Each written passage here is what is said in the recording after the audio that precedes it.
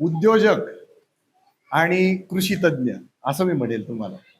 आणि तुमचं एकच गोष्ट लक्षात राहिली माझी, की छडी लागे छमछम विद्या येई घमघम. तुमच्या ज्या क्लिप्स बघतो आम्ही आणि लोक ऐकत नाही, तर त्यावेळेला कडक शब्दामध्ये तुम्ही ज्या वेळेला सुनावतात, तर अशा मुख्याध्यापकाची गरज आहे, अशा टीचरची गरज आहे शेती क्षेत्राला. कारण तुमच्या क्लिप्समधनं आम्ही हे पण ऐकतो की धडाधड धडाधड सगळे गोण्या फोडायच्या, डब्बे फोडायचे, बाटल्या फोडायच्या, धडाधड फवारायचं, धडाधड मारायचं, एवढं शेतकरी करतोय. तर खूप असं ढळढळीत सत्य सांगण्यासाठी आम्ही पण खूप प्रसिद्ध आहोत. आम्ही राजकारणात आहोत, पण असे कडक शब्दात ताशेरे ओढणारे असल्यामुळे आम्हाला 3 आकड्यातच वगैरे असं मतदान मिळतं. आता तुम्ही पण ज्या क्षेत्रात आहात त्या क्षेत्राला खूप गोंजारून सांगण्याची पद्धत आहे आपल्याकडे. तर मुक्तक सर असे छडीवाले मुख्याध्यापक मिळालेले आहेत महाराष्ट्राला, तर ती खूप चांगली गोष्ट आहे. ते आणि त्यांच्या मिसेस आज इथे उपस्थित झाले आहेत, त्यांनाही वंदन करतो. व्यासपीठावर सन्माननीय सगळं व्यासपीठ, त्यांनाही वंदन करतो.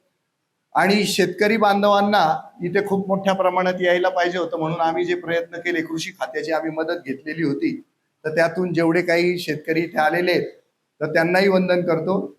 आणि हे सगळं ऐकायला विषमुक्त अन्न मिळायला पाहिजे, ते कसं मिळवायचं त्याच्यामध्ये मुख्य भाग येतो आपल्या पाकिटाचा, म्हणजे खिशाचा. कारण विषमुक्त शेती आणि विषमुक्त काळी आई या कामामध्ये व्यस्त असलेले शामराव मोगल माझे मित्र आहेत, दत्तूजी ढिकले माझे मित्र आहेत, राजेंद्र निगळ हे माझे मित्र आहेत. पण हे तिघं लोक काम करत असताना त्यांना शेतकरी कसा प्रतिसाद देतो हे चांगल्या पद्धतीनं मला कळलेलं आहे. आणि ते बऱ्यापैकी हातबल झालेले असतात. त्यांना खूप प्रश्न विचारले जातात की उत्पन्न कमी येतं, उत्पन्न कमी येतं. पण आजच्या कार्यक्रमाचा बाजच वेगळा आहे. मुक्तक सरांनी संशोधनच असं केलंय की नफ्यातली शेती, नफ्यातली नैसर्गिक शेती, 120 रुपये लिटर दूध, अंडी. आता परवाच मी म्हणजे महागानं घ्यावं लागतं असं सगळ्यांच्या डोक्यात आहे, की नैसर्गिक मिळेलच याची खात्री नसताना फक्त पैसे जास्त द्यावे लागतात, हा लोकांचा समज आहे. त्याच्यावर मुक्तक सर म्हणतात लोकांना पैसे देण्याची इच्छा आहे, पण तुम्ही क्वालिटीच्या बाबतीत पारदर्शकता मेंटेन केली पाहिजे. आणि त्याच्यावरच त्यांचं सगळं काम चालू आहे. आणि ते त्या बाबतीत पारदर्शक आणि प्रामाणिक असल्यामुळे आणि बोलायला पण सडेतोड असल्यामुळे, पारदर्शकता मेंटेन करण्याची त्यांची स्वतःची इच्छा असल्यामुळे यश खूप चांगल्या पद्धतीनं त्यांना येत आहे. आणि त्यांचा आदर्श घेऊन आपण असे कार्यक्रम घेऊन लोकांपर्यंत त्यांना आणि त्यांच्या क्षेत्रात जे लोक काम करतात त्यांना आणि त्यांच्या उत्पादनांना पोहोचवण्यासाठी अशा प्रकारचा प्रयत्न मानव उत्थान मंच आणि रोटरी क्लब करतंय. आणि त्या निमित्तानं तुम्ही मला या कार्यक्रमाला बोलवलेलं आहे. तर आमचं या क्षेत्रात जे काही थोडंफार काम आहे तर त्या कामाला इथनं आधार मिळणार आहे, आकार मिळणार आहे, आम्हालाही अभ्यास करायला मिळणार आहे. आणि तुमची छडी खूप चांगल्या पद्धतीनं चालू. आणि या क्षेत्रातला केमिकलचा जो हैदोस आहे, नंगानाच सुरू आहे केमिकलचा, तो कुठेतरी थांबावा. आणि लोकांनी पण आहे ना खिसा थोडासा सैल करावा. कारण या लोकांना काम करताना काय काय अडचणींचा सामना करावा लागतो हे मुक्तक जोशींचे सगळे व्हिडिओज बघितल्यानंतर आपल्या लक्षात येतं. तर मुक्तक जोशी सरांना काहीतरी बॅकग्राऊंड होतं, ते खूप चांगल्या पद्धतीनं अभ्यास करून सगळ्या गोष्टी करतायत, म्हणून त्यांना थोडंसं सोपं जातं. पण एकदमच ग्रामीण भागातला शेतकरी जो आहे त्याला हे सगळं अडॅप्ट करायला खूप अवघड जातं. पण त्यांनी ना मार्गदर्शन घेतलं पाहिजे आणि त्या पद्धतीनं पावलं टाकली पाहिजे. आणि आम्ही सगळे जनतेने प्रतिसाद द्यावा म्हणून आमची कॉन्ट्रीब्युशन जी आहे ती अजून मोठ्या प्रमाणावर वाढवू आणि तुमच्या मेहनतीला अजून चांगलं फळ येईल. आणि खऱ्या अर्थानं नफ्यातली शेती, नफ्यातली नैसर्गिक शेती, नफ्यातली विषमुक्त शेती आणि काळ्या आईला विषमुक्त करण्याच्या या अभियानामध्ये आम्ही पण हिरिरीनं भाग घेऊ, पुढाकार घेऊ. तुम्हाला हवी ती मदत करायला तयार आहोत. फक्त मी असं म्हणणार नाही बाज बदलला पाहिजे, पण आमचाही बाजच तो आहे. पण त्याच पद्धतीनं बदल होईल. कारण खूप गोंजारून गोंजारून काही बदल होत नसतात. शेवटी चायना पुढे गेलं तर हुकुमशाही स्वीकारली त्यांनी, हिडन हुकुमशाही येते, त्यांनी ती स्वीकारली, ते पुढे गेले. इस्रायल सुद्धा मिलिटरीचं चेहरा दाखवतं की मिलिटरीचं ट्रेनिंग सगळ्यांना आहे, मिलिटरीचं ट्रेनिंग सगळ्यांना आहे. पण मिलिटरीचं ट्रेनिंग घेताना आतमध्ये त्यांना कशा छड्या पडतात ना, तर त्या छड्या आपल्याला काही माहिती नसतात. त्या छड्यांनी त्यांना शिस्त लागली, म्हणून तर एवढा एवढासा देश खूप मोठ्या प्रमाणावर प्रगती करतोय. आणि तुमच्या क्षेत्रातही इस्रायलची शेती ही काही दिवस आपण त्यांना आदर्श मानत होतो. तर शिस्त लागेल, कडक शब्दांचे फटकारे लागतील, त्याच्याशिवाय बदल शक्य नाहीये. याच्यावर आता मी विश्वास ठेवायला लागलो. त्याचं कारण असं आहे की मी पण खूप गोंजारून लोकांशी वागायचा प्रयत्न केला सुरुवातीला, पण लोक उडवून लावतात तुम्हाला चक्क. पण आता आम्ही जो काही हा सत्कार्य देण्याचा जो कार्यक्रम सुरू केलाय त्याच्यात आम्हाला बऱ्यापैकी यश येत आहे. त्यामुळे आम्ही तुमचे समर्थक आहोत. काही बदल करू नका. तुमचा जो स्वभाव आहे तो तसाच ठेवा. बदल निश्चित घडेल. आम्ही त्याचे समर्थक आहोत. धन्यवाद. बोलायला जातो तेव्हा मला पाहिल्यावर माझा ओव्हरऑल मला पाहिल्यावर आणि माझं नाव ऐकल्यावर शेतकऱ्यांचं पहिली गोष्ट असते की आता हा शहरातून येऊन आम्हाला शेती शिकवणार आहे का. म्हणजे आमच्या 5 पिढ्या गेल्या शेतीमध्ये आणि हा कोण आला, याला काय येते. तर ही काळजी साहजिक आहे अगदी माझ्याकडे पाहिल्यावर. आणि हे मी तुम्हाला सांगतोय की 2019च्या आधी जर मला कोणी म्हटलं असतं की ये आमच्या शेतात बघ, हे कर, तर मी म्हटलं असतं प्लीज. म्हणजे मला किड्या, मुंग्या, सरडे, पाली, मला शेळीची सुद्धा भीती वाटायची. तर त्यामुळे 2019च्या आधी मी शेतीशी संबंधित नव्हतो. मी 23 वर्ष सॉफ्टवेअर क्षेत्रामध्ये घालवली. वयाच्या 16व्या वर्षी मी माझी पहिली कंपनी सुरू केली आणि वयाच्या 37व्या वर्षी मी आर्थिक रिटायरमेंट घेतली. आर्थिक रिटायरमेंट म्हणजे काय की आता मी पैशांसाठी काम करायची गरज नाही मला, अशा दृष्टीने. आणि 7 कंपन्या केल्या, त्या जागतिक स्तरावर नेल्या. तसेच माझी 8वी कंपनी ही ऑर्गॅनिक फार्म आहे. ऑर्गॅनिक फार्म म्हणजे ऑर्गॅनिक नाही बरं का, आमच्या कंपनीचं नाव आहे ऑर्गॅनिक, ALLGANIC. तर ऑर्गॅनिक फार्म म्हणजे काय, ऑल ऑर्गॅनिक. आणि हे करताना आम्हाला जे जाणवलं की शेतीमधून IT क्षेत्रासारखा पगार घेता येतो का, तर डेफिनेटली घेता येतो. पण ते करायला काय करायला लागतं, मग आजचा शेतकरी ते का करू शकत नाहीये, नक्की काय चुकतंय. आणि नक्की म्हणजे मी तुम्हाला आज शेती शिकवणार नाहीये, ते माझ्यापेक्षा तुम्हाला जास्त छान येत असेल, म्हणजे इथल्या बऱ्याच शेतकऱ्यांना चांगलं येत असेल. मी तुम्हाला आज शिकवणार आहे, किंवा रॅदर शिकवण्यापेक्षा मी काय केलं हे दाखवणार आहे. त्यातून काय शिकायचं हे तुम्ही ठरवायचं. ओके, हे झालं का. तर बेसिकली केमिकलनी भरलेली शेती आहे आणि आम्ही जो प्रयत्न केलाय तो निसर्गासोबत, सगळ्या प्राणीमात्रांसोबत, म्हणजे किडे, मुंगे, कीटाणू, जीवाणू, पक्षी, प्रत्येक प्राण्यांबरोबर आणि प्रत्येक प्रकारच्या झाडाबरोबर, वृक्षाबरोबर, रोपाबरोबर सगळ्यांना घेऊन शेती कशी करता येईल. तर जंगलाचा डीप स्टडी करून या शेतीची अरेंजमेंट झाली. तर जंगल जसं बघा, जंगल आपल्या आधीही होती आणि आपल्यानंतरही राहणार आहेत. जंगलामध्ये पाणी द्यायला लागत नाही. दुष्काळ पडला, पाऊस पडला नाही, एल निनो आला, काही आला तरी जंगल टिकतं, शेती टिकत नाही. तर ते जंगल कसं टिकतं, तर त्याचं सगळं आपण बघणार आहोत की त्याची काय प्रिन्सिपल्स आहेत. मग ती प्रिन्सिपल शेतीत अप्लाय करता येतात का, प्रत्येक ठिकाणी सूट होतात का, आणि हे करताना शेतकरी जिवंत राहतो का शेतकरी जातो. म्हणजे कारण शेवटी शेतकरी टिकला तर शेती टिकणार आहे, हो की नाही. तर सगळ्यात प्रायमरी फोकस आहे की शेतकऱ्याच्या खिशात पैसे द्यायला पाहिजेत, हो की नाही. तर या सगळ्या प्रोसेसमध्ये नुसतं केमिकल फ्री, नुसतं माती किंवा नुसतं असं काम करून आपल्याला चालणार नाहीये. आपल्याला असं इन्फ्रास्ट्रक्चर उभं करायचं आहे, अशी सगळी उभी करायची आहे की शेतकरी श्रीमंत झाला पाहिजे आणि त्याला वाटलं पाहिजे मनापासून की आता मी केमिकल सोडून देतो, किंवा रादर केमिकलची गरजच नाही उरली पाहिजे, हो की नाही. आता हे कसं करायचं हे आपण सांगणार आहे. 2च मिनिटं, आपला स्लाइड शो सुरू झाला की तुम्हाला त्याच्यावरून बघता येईल.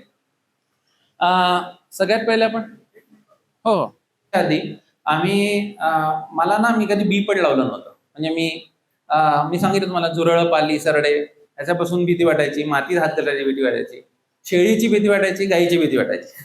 आणि शेणाला हात लावायचा तो दूरदूरचा संबंध नव्हता, मातीत सुद्धा हात घालत नव्हतो. माझं AC ऑफिसमध्ये काम होतं, माझ्या गाडीचे काच सुद्धा मी खाली करायचो नाही, धूळ येईल म्हणून. मग यानंतर शेतीत का आलो, तर शेतीत येताना आम्ही एकदा एका हुरडा पार्टीमध्ये गेलो होतो आणि अमेरिकेत आम्ही राहायचो. तर होल फूड्स नावाची तिथे एक चेन आहे. तर तिथे ऑर्गॅनिक उत्पादन मिळतात आणि सगळ्या गोष्टी मिळतात. तर इथे येऊन आम्ही त्या हुरडा पार्टीमध्ये शेतकऱ्याला सांगायला लागलो की तुम्ही मातीचं हे करा, तुम्ही केमिकल युक्त हे करा, काय उगवा. तर आम्हाला असं उत्तर आलं, साहेब हुरडा पार्टीला आलाय, खा प्या मजा करा, ACत बसून फुकटचे सल्ले देऊ नका. तर ते थोडंसं लागलं त्यावेळेला, कारण मी मोठा साहेब होतो, बॉस होतो, मग भरपूर लोक हाताखाली होती. मी म्हटलं अरे हा असं कसा बोलतोय आपल्याला, पण नंतर लक्षात आलं की खरंच अरे बाबा की एसीत बसून फुकटचे सल्लेच येते, म्हणजे आपल्याला येत तर काही नाही, मातीत घात घालायची लाज वाटते आणि आपण सल्ले देतो की ऑर्गॅनिक करा. मग घरी गेल्यानंतर डोक्यात फिरत होतं ते 2019 मध्ये एक अहवाल वाचला की सॉइल फूड वेब नावाच्या संस्थेचा अहवाल होता. त्याच्यामध्ये असं आलं होतं की there are only 60 crop cycles left in the world. म्हणजे काय की पुढच्या 60 सायकल्समध्ये 60 एक वर्षामध्ये अन्न उगवणं बंद होईल. तर आम्हाला आधी वाटलं की हे फिअर मॉंगरिंग असतं ना, म्हणजे लोकांना घाबरवायचं आणि त्यातून पैसे मिळवायचे, तर असा काहीतरी प्रकार आहे. तर त्यामुळे आम्ही आधी विषय सोडून दिला. नंतर लक्षात आलं की अरे तथ्य आहे, म्हणजे श्री श्री रविशंकर पहा, सद्गुरू पहा, प्रत्येक जण सेव्ह सॉइल, सॉइलवर का बोलायला लागलेत. आणि मग लक्षात आलं की आपण जिथे शिक्षण घेतलं मराठवाडा, तर तिथला ॲव्हरेज सॉइल कार्बन हा 0.2% वर आलाय, 0.2%. आणि जो 1% खाली असेल तर जमिनीला वाळवंटासारखं ट्रीट करायला पाहिजे, म्हणजे 1% वरच्या जमिनीला सुपीक जमीन म्हणायचं. आता जमीन म्हणजे नक्की काय, सॉइल म्हणजे नक्की काय? तर धूळ म्हणजे सॉइल आहे का? नाही. फक्त धूळ आणि पाणी केलं तर सॉइल आहे का? नाही. धूळ, हवा, पाणी, ऑर्गॅनिक मॅटर आणि सूक्ष्मजीव या 5ही गोष्टी एकत्र असतील तर ती सॉइल. आता या सॉइल मधल्या 3 गोष्टी कमी व्हायला लागल्यात. एक तर पाणी कमी आहे, सूक्ष्मजीव कमी आहेत आणि ऑर्गॅनिक मॅटर कमी आहे. या 3 गोष्टींनी आपली सॉइल मरायला लागली आहे आणि हळूहळू तिचं धुळीत रूपांतर होणार आहे. कशाला? वाळवंट होणं म्हणजे काय, तर या 3 गोष्टी कमी होणं, इतक्या कमी होणं की ते परत येऊ शकणार नाही, म्हणजे धूळ झाली. वाळवंटामध्ये काय असतं? धूळ, म्हणजे ओके नाही. तर नेक्स्ट, तर बेसिकली पण या मातीवर काम करायचं असेल तर शेतकऱ्याचं पोट भरलं पाहिजे. जर शेतकरी आज हातावर पोट घेऊन आहे तर तो मातीचा विचार करेल का पोटाचा विचार करेल? तो म्हणेल मी जे काय मारायचं ते मारीन, माझ्या घरात भाकरी आली पाहिजे, म्हणजे माझ्या घरामध्ये पैसे आले पाहिजेत, माझ्या मुलांचं शिक्षण झालं पाहिजे. मग शेतकऱ्यांच्या मुख्य समस्या कुठल्या, ह्याच्यावर आम्ही काम करायला सुरुवात केली. आम्ही 12,000 किलोमीटर फिरलो महाराष्ट्र आणि मध्य प्रदेशापर्यंत, मी आणि माझी बायको. आणि हे फिरताना आम्ही पाहिलं की काय काय समस्या आहेत, लोकांशी बोललो, त्या अंडरस्टँड करता करता ह्या काही मांडल्या आहेत. ह्या बरोबर आहेत का बघा? हवामानातील अनिश्चितता आणि अवकाळी पाऊस, वन्य प्राणी भटक्या जनावरांचा त्रास, सरकारी धोरणामधील अनिश्चितता आणि अचानक होणारे बदल, आधुनिक तंत्रज्ञान, माहिती आणि प्रशिक्षणाचा अभाव. आता हे या 4 वरची का लिहिल्या आहेत, यांच्यावर आपला कंट्रोल नाही आहे, फारसा कंट्रोल नाही आहे. आता खालचं बाजू, मजुरांची कमतरता आणि वाढते मजुरी दर, ह्याच्यावर आपला कंट्रोल आहे. आता कसं आहे सांगतो तुम्हाला, पुढे आपल्याला बघणार होतो. पाण्याची कमतरता, भूजल पातळी घटणे, हे आपणच केलंय. नंतर वाढता उत्पादन खर्च, कंट्रोल आहे आपल्याला. पुढचं कर्ज आणि रोख प्रवाहाच्या समस्या, म्हणजे रोख प्रवाह म्हणजे cash flow. Cash flow issues हा शेतकऱ्याचा सगळ्यात मोठा प्रॉब्लेम आहे, हा नंबर 1 वर घ्यायला पाहिजे मी. तर ह्याच्यावर आपला कंट्रोल आहे. काढणीनंतर साठवणूक सुविधांचा अभाव, हे एकत्र येऊन करता येणार आहे, आपण बघणार आहोत. प्रक्रिया उद्योग, मूल्यवर्धनाचा अभाव, हे पण एकत्र येऊन करता येणार आहे. लहान तुकड्यात विभागलेली जमीन आणि शेवटचं बाजारपेठेवर आणि किमतीवर नियंत्रण नसणं. आता हे शेवटचा मुद्दा तुम्हाला वाटत असेल की वरती टाकायला पाहिजे, म्हणजे या लाईनच्या वरती कंट्रोल नसलेल्या गोष्टी, शेवटचा मुद्दा बाजारपेठेवर कंट्रोल नसणं. पण माझं मत आहे की बाजार कुठला तरी असा चेअर मॅन्युफॅक्चर, ज्या चेअरवर तुम्ही बसलायत, तो असं म्हणतो का की हमी भाव द्या? तो असं म्हणतो का की कोणतरी माझं वस्तू विका? तो मॅन्युफॅक्चर करतो, तो एमआरपी ठरवतो, तो विकतो. हमी भावात हा मिनिमम सेलिंग प्राइस असते, मॅक्झिमम नाही, मिनिमम. म्हणजे तर बेसिकली अशाच प्रकारे आपल्याला शेतीचं उत्पादन विकता येतात, हे आम्ही प्रूव्ह केलं, आपण बघणार आहोत. Okay, next. आता हे बघूया की पारंपरिक पद्धतीने शेती टिकणं शक्य आहे का. सगळ्यात पहिले म्हणजे आपल्याला, आपण प्रॉब्लेम आहे की नाही हा तर आयडेंटिफाय करू, आणि प्रॉब्लेमला डायरेक्ट सोल्युशन आहे की हे पण आयडेंटिफाय करू, म्हणजे आपल्याला समजेल की आपण कशावर काम करतो आणि खरंच काम करायची गरज आहे का. आता जे शेतकरी आहेत त्यांनी हे बघावर का मी माझं गणित बरोबर आहे का. तर बघा, शहरात साधारण 15,000 ते 20,000 रुपये पगार मिळतो, ओके नाही. पिऊन म्हणून काम करा, ड्रायव्हर म्हणून काम करा. पहिला गावातला माणूस येतो ते या 2 पैकीच कामाला लागतो, ओके नाही, पिऊन किंवा ड्रायव्हर. त्याला 15,000 ते 20,000 रुपये पगार मिळतो. तोच पगार त्याला शेतातून घ्यायचा आहे, त्याच्या शेतातून घ्यायचा आहे. तर एक उदाहरण म्हणून आपण गहू घेऊ काय. तर 1 एकर गहू केलं तर बघा 20,000 रुपये साधारण खर्च येतो. काही लोकांना 15 येतो, 16 येतो, 18 येतो. 20,000 रुपये मी खर्च धरलेला आहे. याच्यामध्ये नांगरणी, रोटावेटर, पेरणी, खत, बियाणं, नंतरचं खुरपणी, सोंगणी आणि हा थ्रेशिंग बिशिंग सगळं इन्व्हॉल्ड आहे. 20,000 रुपये खर्च आला, 15 क्विंटल उत्पादन झालं, 2500चा भाव आहे यावर्षी, तर 37,500चं उत्पन्न झालं. ओके, 37,500तून 20,000 घाला, 17,500 रुपये मिळाले. तुम्हाला वाटलं की अरे 17,500 रुपये मिळाले एकरातून, पण आता बघा बरं का, गहू आहे 5 महिन्याचं पीक, 4.5 महिन्याचं. ओके, त्या 5 महिना 17,500ला 5 बघा, म्हणजे गव्हाच्या शेतकऱ्याला 3500 रुपये महिना मिळतोय एका एकरातून. म्हणजे 1 एकर जमीन, केवढी मोठी जमीन आहे, 40,000 स्क्वेअर फूट एवढी मोठी जमीन असलेल्या माणसाला 3500 रुपये महिना हा पगार मिळाला गव्हातून. ओके, पण समजा तुमच्याकडे 5 एकर जमीन असेल तर याला परत 5 ने मल्टिप्लाय करा, म्हणजे 17,500 रुपये, म्हणजे शहरातील 15,000 पगारच्या थोडंसं वर गेला, 15 ते 20,000. म्हणजे 5 एकर जमीन असेल आणि गहू केला तर मी शहरातला पगार घेऊ शकतो. ओके, गावात राहून हे झालं. पण आता पाहूया, ह्याचा अर्थ असा आहे का की शेती नुकसानातली आहे? तर ह्याचा ROI कॅल्क्युलेट केला, रिटर्न ऑन इन्व्हेस्टमेंट. आता इथे MBA स्टुडंट किती आहेत? मला सांगितलं होतं इथे MBA स्टुडंट असणार आहेत. ओके, हा, आता ROI कॅल्क्युलेट केला तर तुम्हाला लक्षात येईल की 87.5% ROI आहे. हा कुठलाही म्युच्युअल फंड किंवा शेअरमध्ये पण मिळत नाही. ओके, म्हणजे शेअरमध्ये मिळतो अगदी लकी असेल तर, म्युच्युअल फंडमध्ये पण एवढा मिळत नाही. 87.5% ROI. कसा कॅल्क्युलेट केला? 20,000ची गुंतवणूक झाली आहे, तो खर्च 17,000 नेट प्रॉफिट झालाय, तुम्ही कॅल्क्युलेट करा, तो 87.5% येईल.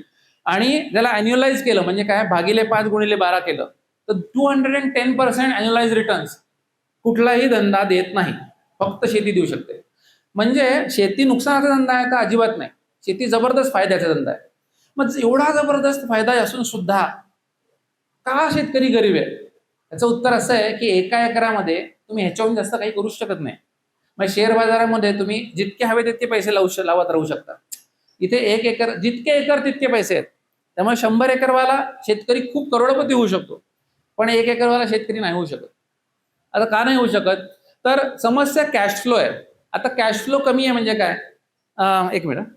तर हे बघा की गहू 5 महिन्याचं पीक आहे, तूर 7 महिन्याचं पीक आहे.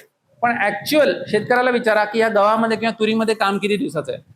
तुम्हाला लक्षात येईल की 15 दिवस ते 30 दिवस जास्तीत जास्त एवढंच काम आहे. पण आपल्याकडे परिस्थिती अशी आहे की तूर पेरतात, त्यात 15 ते 30 दिवसाचं काम करतात, म्हणजे अगदी कोळपणी वगैरे सगळं धरून, आणि त्यानंतर रोज एक चक्कर मारून तिथे जातात, पण दुसरं काहीही काम करत नाहीत. ओके, तसंच सेम गव्हाचं. म्हणजे तुमच्याकडे गव्हाला 4.5 महिने आणि तुरीला 6.5 महिने रिकामे आहेत, तुमच्याकडे प्रॉपरली रिकामे आहेत. आता ह्या महिन्यांमध्ये जोडधंदा सुरू केलात दुसरा, तर तुम्हाला एक्झॅक्टली म्हणजे शेती हा आता प्रायमरी धंदा उरलेला नाही.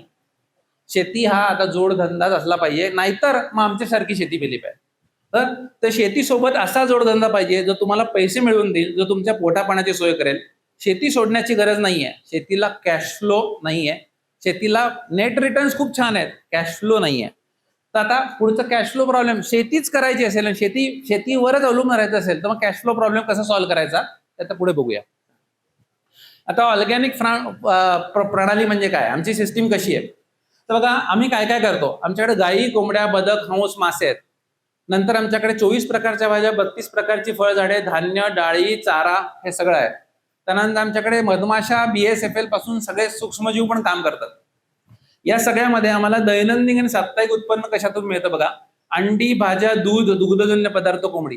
माझी पत्नी इथे बसलेली आहे, रोज 40 लिटर दूध एकटी प्रोसेस करते. आमच्याकडे कामाला माणूस पण नाहीये, एकटी प्रोसेस करते. आम्ही रोज पनीर, तूप, लोणी, ताक, दही हे बनवतो. सणासुदीला चक्का बनवतो. आमचं पनीर 800 रुपये किलो आहे, आमचं तूप 3,500 रुपये किलो आहे, आणि आमचं दूध 120 रुपये किलो आहे. ते आपण पुढे बघणार आहे. 120 रुपये लिटर आहे, सॉरी. तर तिच्या सपोर्टने आम्ही हे करतो. आता रिसेंटली आम्ही थोडं व्हॉल्यूम आता 100च्या वर करायचं म्हणतोय, म्हणून आम्ही एक असिस्टंट तिने रिक्रूट केलाय रिसेंटली. तर नंतर आम्ही माझ्या ताटातलं 95% अन्न, 95% जवळजवळ माझ्या ह्याच्यातून येतं. त्याच्यासाठी आमचा व्हिडिओ आहे, आमच्या शेतातून येतं. तर खरीपामध्ये आमच्याकडे आता मूग आहे, तूर आहे, उडीद आहे, आणि कधी कधी मटकी असते, कधी बाजरी असते. आजकाल आम्ही बाजरी मटकी कमी केली, कारण पेरा नसल्यामुळे सगळे पक्षीच खातात आजकाल बाजरी मॅक्झिमम, तर त्यामुळे तो कमी केलाय. पण आमच्या ताटातलं बहुतांश अन्न आमच्या शेतातून येतं. त्यामुळे धान्य, डाळी हंगामी पिक आहेत आमची. नंतर वार्षिक मध्ये आम्हाला मासे मिळतात. आमच्याकडे शेततळे आहे, आपण सगळं बघणार आहे. माझ्याकडे 38 प्रकारची फळं आहेत. म्हणजे मी कधीही शेतात गेलो ना, कधीही ऍब्सोल्युटली, तरी सुद्धा मला एक फळ तोडून खाता येतं. म्हणजे कुठलं ना कुठलं फळ माझं असतं तिकडे. ओके, माझ्या मुलांना बेसिकली असं मागायला लागत नाही की बाबा आज ऍपल विकत घ्यायची का. सफरचंद सुद्धा म्हणजे शेतात येतात. सफरचंद माझ्याकडे 9 झाडं आहेत सफरचंदाची, माझ्या शेतात आहे. ओके, नंतर माझ्याकडे बदकं आहेत, हंस आहेत, आणि दरवर्षी आम्ही कालवड विक्री किंवा गाय विक्री करतो, त्यातून आम्हाला एक उत्पन्न मिळतं. शेळ्या सुद्धा होत्या, आम्ही शेळ्या कमी केल्यात, यावर्षी परत सुरू करतोय. कारण शेळ्या आमच्या फिलॉसॉफीत बसत नव्हत्या. आम्ही B2C होत, आम्ही डायरेक्ट कस्टमरला विकतो, आम्ही मेडिएटरला विकत नाही, आमची शपथ घेतलेली आहे. त्यामुळे आम्ही कुठल्याही दलाला विकत नाही, मार्केटमध्ये जात नाही. मी आजपर्यंत मंडीत पायच ठेवलेला नाही. तुम्हाला वाटेल अरे हा शेतकरी कसला आहे, मंडीत पायच ठेवलेला नाहीये. तर आपण कसं आहे ते बघणार आहोत. तर हे बघा, हे सगळं असल्यामुळे आमचा ना डायव्हर्सिफाईड पोर्टफोलिओ आहे. MBA स्टुडंट्स, पोर्टफोलिओ डायव्हर्सिफिकेशन म्हणजे याला म्हणतात. तुमच्याकडे सर 10 लाख रुपये असतील तर तुम्ही एका शेअरमध्ये इन्व्हेस्ट करत नाही. तुम्ही 10 लाख रुपयांचे 10 शेअर घेता 1-1 लाखाचे, किंवा 10-10 हजार ते 100 शेअर घेऊ शकता, म्हणजे इट डिपेंड ऑन. तर तुम्ही बेसिकली डायव्हर्सिफिकेशन करता, म्हणजे तुमचा एखादा शेअर पडला की दुसरा शेअर वर आला, तुम्ही बॅलन्स राहता, तुमच्या खिशातून पैसे जात नाहीत. शेतकरी असा एकमेव इन्व्हेस्टर आहे जो त्याच्या 4 एकरामध्ये टोमॅटो लावतो आणि टोमॅटोचा भाव 2 रुपये आला की रडतो. ओके, त्या 4 एकरामध्ये कमीत कमी 5 पिकं घेतली असती तर त्याला रडायची वेळ नसती आली. त्या एका एकराने त्याचं घर चाललं असतं. ओके, पण कसं चाललं असतं तुम्ही तर आत्ताच पाहिलं की हे गव्हाचं पीक घेतलं तर 3500 रुपये महिना मिळतोय. ओके नाही, तर आम्ही काय वेगळं करतोय बघूया. Next please. ओके, आता कुठल्याही गोष्टीतून चांगलं उत्पन्न घ्यायचं असेल तर बेसिकली पाया मजबूत पाहिजे. म्हणजे तुम्ही टॉप क्वालिटीचं पडदे बिडदे केले, टॉप क्वालिटीचे टाईल लावल्यात, मस्तपैकी ड्युरेक्स असं कुठला तरी महागडा कलर लावलात, आणि तुमचा जो घर आहे ना त्याचा जो बेस आहे ना तो पोखरलेला असेल तर उपयोग आहे का? घर पडणार, किंवा रादर घर चांगलं उभंच राहणार नाही. तर फाउंडेशन काय आहे तुमच्या शेतीची? तुमच्या शेतीची फाउंडेशन तुमची माती आहे. आज मी आत्ताच 2 मिनिटापूर्वी बोललो की 0.2-0.4% कर्ब असलेली माती म्हणजे धुळीच्या जवळपास आहे. थोड्या दिवसात धूळ होणार आहे. तुम्ही आत्ता बघा की तुम्ही नांगरलेल्या जमिनीमध्ये ते ढगळं काढून वरती ठेवता, आणि त्याच्यामध्ये तुम्ही मे महिन्यामध्ये अनवाणी चालू शकाल का? नाही ना, पायाला चटके बसतील, फोड येतील.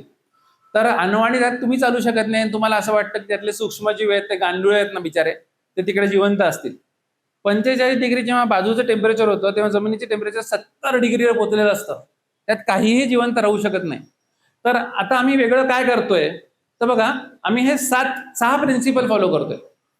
सगळ्यात पहिलं प्रिन्सिपल, आणि ह्या प्रिन्सिपलच्या वेळेला जंगलाचं उदाहरण घ्यायचं बरं का प्रत्येक प्रिन्सिपलला, म्हणजे तुम्हाला हे समजेल की मी खोटं बोलतोय खरं बोलतोय. ओके, सगळ्यात पहिले आम्ही मातीचे हलवा बंद करतो.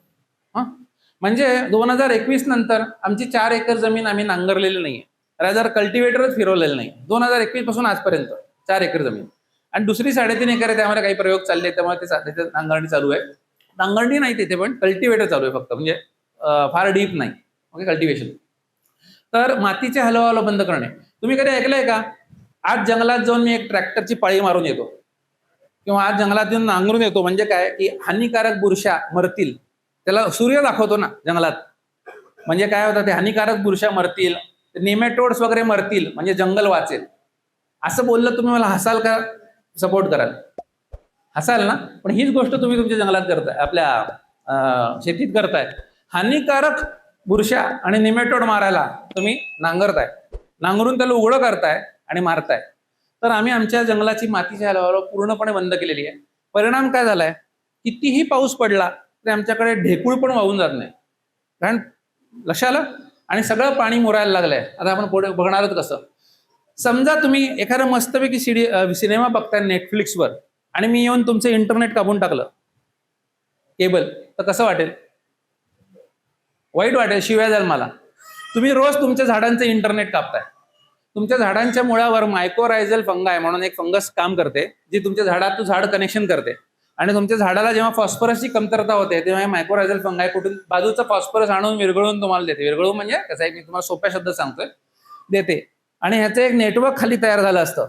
तुम्ही त्याच्यातून असं मस्त रोटा मारता, मधले 2 झाडातली मोसंबीच्या बागेतली तुमची घाण साफ करता, आणि तुम्ही म्हणता की वा वा, रान कसं मस्त काळं दिसतंय, आणि सगळं इंटरनेट कापून ठेवलेलं असतं. ते इंटरनेट परत जोडेपर्यंत सगळी झाडं तुम्हाला शिव्या देत असतील की त्यांचं नेटफ्लिक्स बंद पडलंय.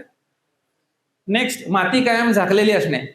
मला एक सद्गृहस्थ भेटले होते. अशाच एका कार्यक्रमाला मी जज म्हणून गेलो होतो, आणि तिथे बागकाम स्पर्धा होती.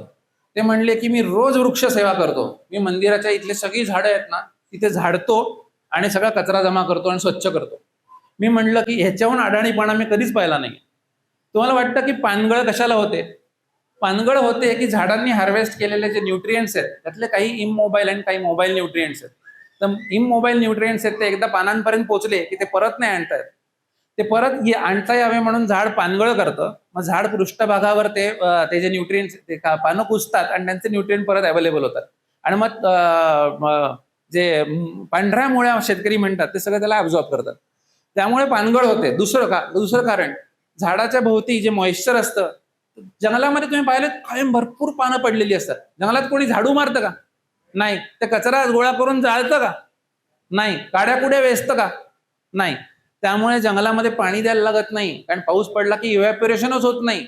म्हणजे तुम्हाला थंडी वाजते तेव्हा तुम्ही ब्लँकेट घेता आणि जमिनीचं ब्लँकेट बिचारीचं ओढून ओढून काढून जाळता, हो की नाही? त्या जमिनीला कोण देणार पांघरून? त्या जमिनीचं पांघरून आम्ही कंटिन्युअस मेंटेन करतो, माती झाकलेली असणे. तिसरा प्रश्न, मातीत कायम जिवंत अथवा मृत मुळे असणे. आता इथे शेतकरी किती आहेत? कोणाकोणाला हुमणी अळीचा त्रास आहे? हुमणी आहे का? एवढे शेतकरी आहेत? 4-5 का हुमणी अळीचा त्रास नाही आहे? ओके, तर 4-5 शेतकऱ्यांना जो हुमणी अळीचा त्रास आहे, तुम्ही आम्हाला एक गोष्ट सांगा, वाळवी चांगली की वाईट? सगळ्यांनी सांगा, वाळवी चांगली की वाईट? वाळवी चांगली आहे, पण तिथं तुमचं फर्निचर खाते ना. आता वाळवीचं जे अन्न आहे ना, तिचं फर्निचर तुम्ही करून घरात आणताय, तुमची चूक आहे.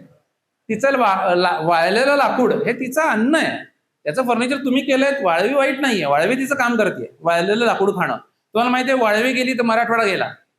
कारण जे काम कोकणामध्ये बुरशी करते ना, विघटन, ते आपल्याकडे वाळवी करते. दिवस रात्र झाडांची खोडं, पडलेल्या झाडांची खोडं खाणं आणि त्याला माती करणं. तर वाळवी इतकी उत्तम काम करते. तशी हुमणी चांगली आहे बरं का. हुमणी अळी तुमच्या ऊसाचा खालचा हे का खातीये? कारण हुमणी अळीचं अन्न तुम्ही जाळून टाकताय. हुमणी अळीचं अन्न आहे सडलेली मुळं. हुमणी अळी त्याला खाऊन तिथे पोकळ्या तयार करते आणि त्याचं कन्व्हर्जन हातामध्ये करते.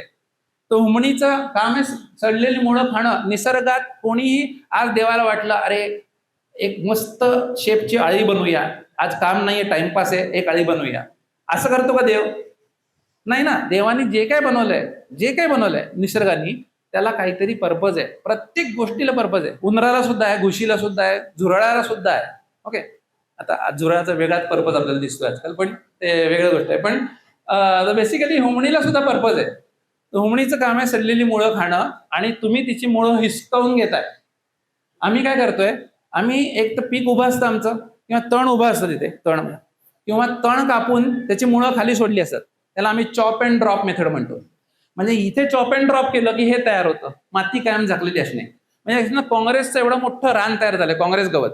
ओके, आणि काँग्रेसला आम्ही कापून टाकलं आणि ते आडवं पडलं, तर जमीन पण झाकली गेली आणि मुळं खाली राहिली.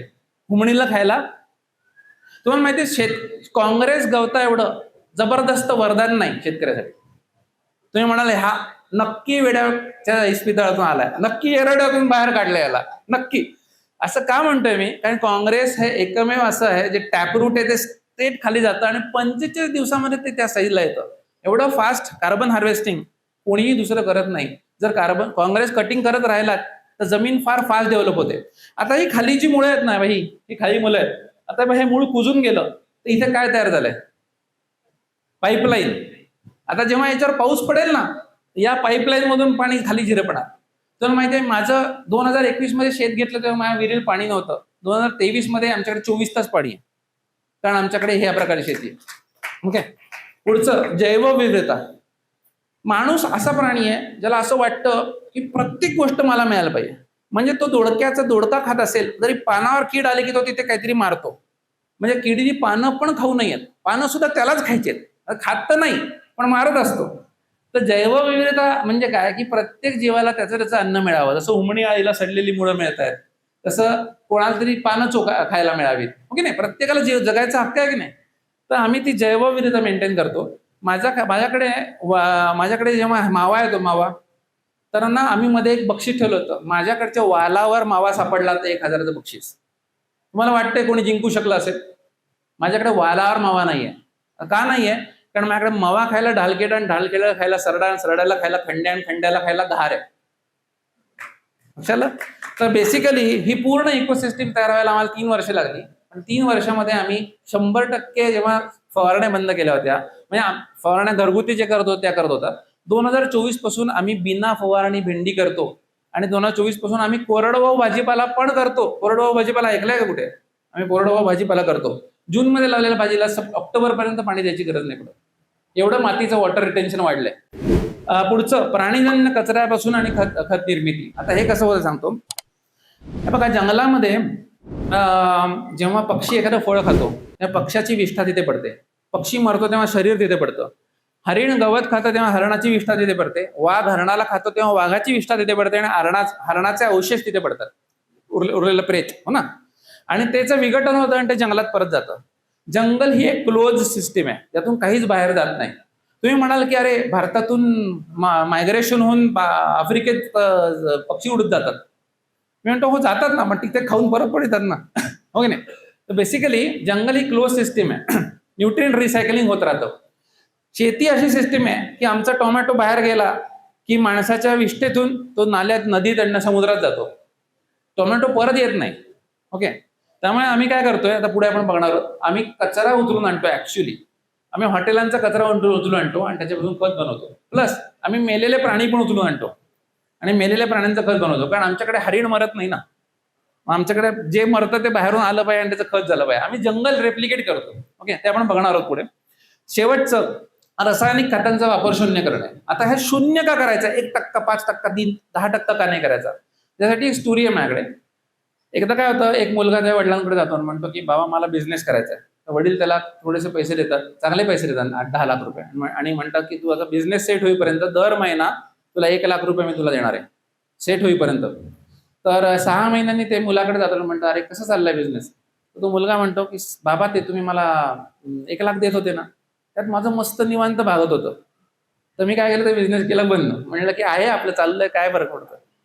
तर जोपर्यंत पगार येतोय ना झाडांना, म्हणजे युरिया पडतोय, डीएपी पडतोय, तोपर्यंत वातावरणातील नायट्रोजन फिक्स करून वापरणे वगैरे वगैरे असं कष्ट कोणी घेत नाही. पगार चालू, बिझनेस बंद. त्यामुळे पगार बंद झाल्याशिवाय काम होत नाही, हे लक्षात घ्या. Next please. आता सगळ्यात पहिले हे लक्षात घेऊया आपण की आपले पूर्वज कायम म्हणायचे पंचमहाभूतात विलीन झाला, पंचमहाभूतात विलीन झाला. आपले आईवडील पण अजून म्हणतात बिचारा पंचमहाभूतात विलीन झाला. नक्की पंचमहाभूतात विलीन कसा होतोय? हे कोडं आहे ना. तुम्ही कधी विचार केला का की एखादा माणूस पंचमहाभूतात विलीन कसा होतोय? तर बघा, 70 किलोच्या माणसाला अग्नी दिली की 1 ते 3 किलो राख उरते. ती राख आपण पाण्यात वाहिली की सल्फेट, क्लोरेट, फॉस्फेट सगळे वॉटर सोल्युबल एलिमेंट पाणी घेतं. नंतर पाण्याच्या खाली जाऊन माती असते, तिथे गाळ असतो, त्या गाळामध्ये सेडिमेंटेशन होतं. सल्फर, कॅल्शियम, आयर्न सगळे हेवी एलिमेंट ते काढून घेतं. आता परत जेव्हा झाड उगवतं तेव्हा 98% झाड. आता बघा वरच्या प्रोसेसमध्ये काय झालं, अग्नी ह्याने ट्रान्सफॉर्मेशनचं काम केलं, वायूनी त्याचा वाटा घेतला. मग 70 किलो ते 67 किलो जवळजवळ वायूनी काढून घेतले.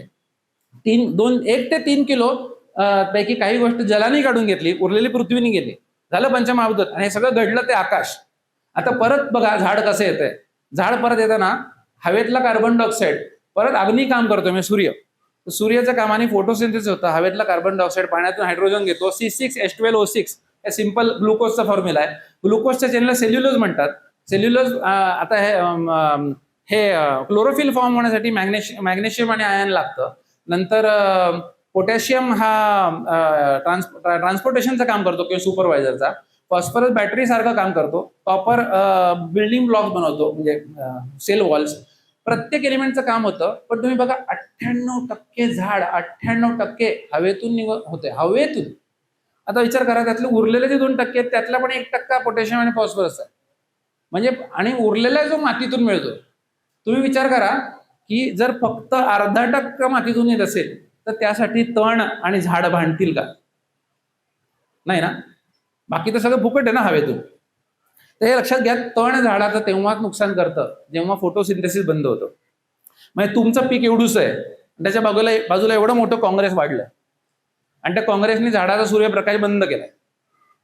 ओके, म्हणजे फोटोसिंथेसिस बंद झालंय, त्या वेळेला प्रॉब्लेम आहे. पण जर तुमचं झाड एवढं मोठं आहे आणि त्याच्या खाली हरळ वाढले, बरं का, हरळ म्हणजे बल्ब होतात ना हरळाचं, तरी काहीही फरक पडत नाही. माझ्या शेतामध्ये मी तणच काढत नाही, ऍब्सोल्युटली. जेव्हा मी मेथी टाकतो तेव्हा मी तण काढतो, कारण मेथीला 21 दिवसाचं आयुष्य आहे बिचारी.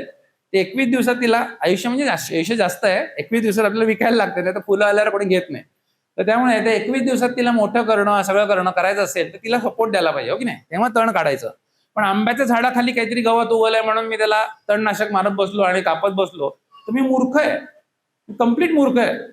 आणि जंगलामध्ये हे होतं का? नाही, जंगलामध्ये ती झाडं त्यासाठीच उभी आहेत कारण त्यांचं जमीन झाकलेली आहे.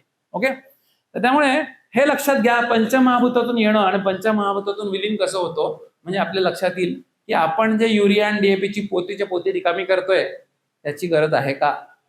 कारण 98% झाड जंगलात एकही दाणा युरिया न टाकता सगळ्या पशुपक्ष्यांना खायला मिळतंय. लाडकी बहीण योजना पण नाहीये आणि रेशनचं दुकान पण नाहीये, हो की नाही, तरी सुद्धा एकही किरकिर करत नाहीये, कुठे रांगा लावत नाही, मोर्चा नाही, काही नाही, एकदम खाऊन पिऊन मस्त आहेत.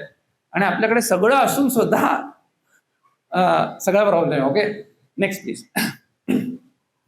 ओके, आपण आता 3 मूलभूत समस्यांकडे वळणार आहोत. 3 मूलभूत समस्यांपैकी पहिली समस्या आपल्याकडे खतांचा वाढता दर. आता खतांचा वाढता दर मध्ये मी तुम्हाला मग काही सांगितलं की जंगलासारखी सिस्टीम करताना जंगलातून बाहेर गेलेला म्हणजे जसं आपण तिथे फळं खाऊन तिथेच विष्ठा होते, ते जंगलात होतं, तसं आपल्याकडे होत नाही. आपला बाहेर गेला टोमॅटो आहे, आपला बाहेर गेलेला टोमॅटो मला परत आणायचा आहे, तो कसा करतो आम्ही? तर आम्ही 2 सिस्टीमने काम करतो. आपण पुढे एक BSFLचं बघणार आहे आणि हे एक बघणार आहे. इथे आम्ही जवळजवळ प्रत्येक फेकलेल्या वस्तूचं द्रवरूप खत बनवतो. आम्ही इतके आळशी होत आणि इतके कंजूस होत की आम्हाला लेबरला पैसा द्यायचा नाहीये, डोक्यावरून टोपली उचलून कंपोस्ट नेऊन टाकायचा. तर आम्ही काय करतो माहितीये का? बिर्याणी, गुलाबजाम, पुलाव, भेंडीची भाजी, एखादं मोठं लग्न लागलं की आम्ही हावराडासारखं त्यांच्या मागे लागतो की प्लीज प्लीज प्लीज तुमचं सांगितलं की उकिरडा आम्हाला द्या. आणि ते म्हणतात अरे उकिरडा घेऊन जायला आम्हाला 1000 रुपये द्यायला लागतात, म्हणजे कार्यालयवाल्यांना. तसं घेऊन जा, प्लीज घेऊन जा. तसंच कोंबडीच्या दुकानदारांच्या आम्ही मागे लागून म्हणतो तुम्ही जे सल्ली मारताना तो ड्रम आहे ना, तो ड्रम त्याच्यात तुम्ही रक्त आणि कोंबडीचे आतडे वगैरे काढून फेकता, तो ड्रम मिळेल का? तो इतका खुश होतो, तो म्हणतो कब लेके जाओगे, तो मला 10 वेळा फोन करतो. तसेच मासेवाल्यांना आम्ही म्हणतो की तुम्ही मासे कापलेत की उरले सगळं ते आहे का, तो कचरा मिळेल का? सेम. फळवाल्यांना म्हणतो, आमच्याकडे ज्यूस सेंटर आहेत ना, ते आठवड्यातून एकदाच फळं कापून सगळं सोलून मिळून ठेवतात. आम्ही म्हणतो त्या दिवशी फोन कराल का? तर म्हणे अरे आरामसे, कारण महापालिकेवाल्याकडून पैसे घेतो, आम्ही फुकट घेऊन जातो. असा सगळा कचरा आम्ही उचलला ना की या कचऱ्याचं जमा करून, हे बघा हे जे ड्रम दिसतात का, या ड्रम मध्ये अर्धा कचरा भरायचा, अर्धा पाणी भरायचं आणि त्यामध्ये काय करायचं, 2 मूठ कंपोस्ट किंवा आमचं जुनं जे खत लिक्विड आहे त्यातलं 1 लिटर टाकायचं आणि 45 दिवसांनी वरचं पाणी काढायचं, ड्रिप वाटे डायरेक्ट सोडायचं. हमाली नाही, काही नाही. एवढे आळशी आहेत आम्ही, एवढे आळशी. ओके, आणि ह्याच्यावर एकदा 7-8 ड्रम भरले ना की आमचा एक खरीप किंवा रब्बी सीझन निघतो. मी आजपर्यंत 4 आणे सुद्धा कृषी सेवा केंद्रावर किंवा कुठेच खतावर पैसे घालवलेले. 4 आणे. हा, पण डिझेलला घालवले बरं का, कचरा उचलायला, तेवढाच माझा खर्च आहे. नंतर बायोगॅस आमच्याकडे आहे. तर बेसिकली बायोगॅस मधून प्लस स्लरी निघते, प्लस त्याच्यातून आम्ही वर्मी कंपोस्ट पण बनवतो, कारण त्यातून जो चोथा निघतो त्यातलं पाणी आम्ही काढून घेतो आणि उरलेलं सॉलिड्स आहे त्यातून वर्मी कंपोस्ट बनतो. त्यामुळे ते डावीकडे माशाचं खत आहे, उजवीकडे बायोगॅस मधला जो फिल्टर आहे बघा, हा फिल्टर आहे आणि हा आमचा वर्मी कंपोस्ट बेड आहे, दिसतोय वर्मी कंपोस्ट बेड. तर त्यामुळे आमच्या शेतात आम्हाला लागणाऱ्या प्रत्येक खत तयार होतं. मग युरियाचा रेट किती हो किंवा कुठलेही युद्ध हो आणि युरिया मिळेल असा हो, आम्हाला काय फरक पडतोय? काय असतं युरिया? मी आजपर्यंत युरिया बघितलाच नाही, मग खोटं वाटेल मी खरंच युरिया. दुसरं आमचा सगळ्यात महत्वाचा एलिमेंट आहे तो पाणी. कारण मी म्हटलं तसं आम्ही पहिल्या वर्षी आलो तेव्हा आमच्याकडे पाणी नव्हतं आणि पाण्याचं सोंग नाही आणतात. आता पाणी कसं वाढवलं आम्ही? तर बघा आमचा जो प्रवाह आहे पहिल्या वर्षी आम्ही पाहिलं की असं सगळं पाणी वाहतंय, त्याच्या विरुद्ध बेड्सची रचना केली. तर आता आमचं सगळं पाणी असं फिरत येतं नागमोडी आणि त्या बेड्सच्या मध्ये साचतं. ओके, तर त्या बेडमध्ये साचलेल्या पाण्यामुळे आमचं सगळं पाणी खाली व्हायला लागलं. दुसरं आम्ही 100% ते वीड, एक तर ते आम्ही तण कापून आच्छादन बनवतो, नाही तर वीड मॅट्स टाकलेले आहेत सगळीकडे, आपल्या पुढे दिसणार आहेत. त्या वीड मॅट्समुळे पाणी एक स्पंजचा इफेक्ट होतो आणि आमचं सगळं पाणी खाली शोषलं जातं. तर आम्ही बघा 40 ते 60% पाण्याची बचत पण करतो बाष्पीभवनातली. ओके, आणि तिसरं खरीपामध्ये आम्ही 100% पर्जन्य आधारित म्हणजे कोरडवाहू भाजीपाला करू शकतो, कोरडवाहू. आणि रबीमध्ये सुद्धा आमचं पाणी कमी लागतं. तर मातीचा ओलावा अडवून नांगरणी थांबवून आणि डिझेल, ट्रॅक्टर, वीज सगळ्याची बचत आमची होते, कारण आम्हाला पाणी खूपच कमी उपसायला लागतं. भाजीला सुद्धा आम्ही 15 दिवसांनी एकदा पाणी दिलं चालतं, अशी स्थिती येते. ओके, तुम्हाला गंमत वाटेल 15 दिवसांनी एकदा भाजीला पाणी, हे अवघड आहे. हे आम्ही करू शकलोय वीड कंट्रोल मॅट्सनी, वीड कंट्रोल मॅट्स आणि कॉम्बिनेशन. तर दुसरं, ऑर्गॅनिक मॅटर वाढवलाय. आमचा 0.2% घेतलेला जमिनीचा कर्व आज 2.3% आहे. 2.3%. या ऑर्गॅनिक कर्व वाढल्याने आमच्याकडे आता फेकलं की उगवतं, विना फवारणी भेंडी आम्ही करतोय आणि आमची पाणी धारण करण्याची क्षमता दुप्पट आहे. Okay, next please. आता तुम्ही म्हणताय की हा इतका बाता मारतोय, इतका बाता मारतोय, तर ह्याचं खरंच मॉडेल आहे का काय रे काय? मग गंमत सांगतो. मग मला असं सांगायला आवडत नाही, पण बरेच लोक आता प्रश्न करतात म्हणून. ते 3500 रुपये महिना जे गव्हाचं आपण कॅल्क्युलेशन केलं ना, तुम्हाला माहिती आहे आमचा मंथली सेल किती आहे? 3.5 लाख रुपये. ओके, आम्ही 5,000ची अंडीच विकतोय फक्त दिवसाला, महिन्याला नाही, दिवसाला 5,000ची अंडी विकतोय. आणि भाज्यांचं आमचं मॉडेल साधारण महिन्याला 2-2.5 लाखापर्यंत जाऊ शकतं. आम्ही 2.5 एकर जेव्हा भाजी करायचो तेव्हा महिन्याला 2-2 लाख रुपये भाजीतून मिळवले. पण आता ते कमी करून आम्ही शेतकऱ्यांसाठी इतक्या गोष्टी केल्यात मॉडेल म्हणून, त्यामुळे आता आम्ही भाजीचं क्षेत्र फक्त 1/2 एकरावर आणलंय.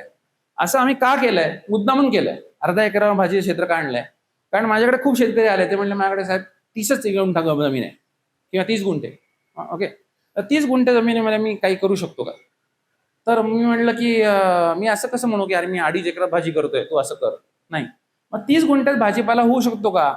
आणि त्यातून त्याला 1 लाख रुपयाचं पॅकेज मिळू शकतं का? तर हो, मिळू शकतो. 10 गुंठ्याचे 3 प्लॉट करून आम्ही 1 लाख रुपयाचा भाजीपाला करून दाखवतो. नॉनस्टॉप 2 वर्ष विकून दाखवलं. ओके, आणि आमचे रेट त्याच्याहून जास्त आहेत, पण ह्या रेटमध्ये सुद्धा शक्य आहे. आता कसं सांगतो बघा, तुम्ही समजा 100 मेथीच्या जुड्या घेऊन गेलात बाजारात, 100, तर तुम्हाला विकता येतील का रोज? नाही येणार. मी तुम्हाला काय येतो का नाही येणार सांगतो. तुमच्यापैकी जे लोक बायकोचा ऐकून भाजी घ्यायला जातात ना, त्यांना माहिती आहे की बायको सांगते की 1 पालेभाजी किंवा 2 पालेभाज्या आणि 1 फळभाजी आणायची, ह्याच्यावर जास्त आणलं चालणार नाही. ओके नाही, बरोबर आहे नाही? 1 पालेभाजी 2 भाज्या किंवा 2 फळभाज्या 1 पालेभाजी, 2 पालेभाज्या 1 फळभाजी किंवा 2 फळभाज्या 1 पालेभाजी, असं रोज मार्केटमधून आणणारे लोक आहेत आपल्याकडे. हो की नाही? तर तुम्हाला 100 जुड्या विकायला 100 लोक लागतात रोज. एवढा फुटफॉल तुमच्याकडे आहे का? नाही. मग आपण काय केलंय बघा, आपल्याला 20 कोथिंबीर, 20 मेथी, 20 पालक, 20 कांदापात, 20 करडई हे रोज विकता येतात. आणि ह्याचं खूप सोपी आयडिया आहे. तुमच्या घराशी एवढी गर्दी नसेल ना, तर शनिवारी मारुती पकडायचा मंदिर, सोमवारी शंकराचं पकडायचं, शुक्रवारी देवीचं पकडायचं, मंदिराच्या बाहेर बसलं कधीतरी गुरुद्वाराच्या बाहेर पकडायचं बसायचं. ओके नाही? तर त्यामुळे आपण एक पकडायचं की ज्या दिवशी ते लोक येतात, आणि त्याच्या बाहेर तुम्हाला 20-20 जुड्या सहज विकता येतात, अगदी सहज. तर हे बघा, तुमच्याकडे 10 रुपयाला जुडी आहे का? 10 रुपयाला. कुणाकुणाकडे 10 रुपयां स्वस्त आहे भाजी? 10 रुपयां स्वस्त नाही ना, 10 रुपये कमीत कमी आहे ना. तर 10 रुपयाचं घेऊया, 100 जुड्या गुणिले 10 रुपये, 1000 रुपये आले. हा, ठीक आहे. आता आपण काय करूया, उरलेले 2400 रुपयाला मिळवायचे. आता 2400च का मिळवायचे?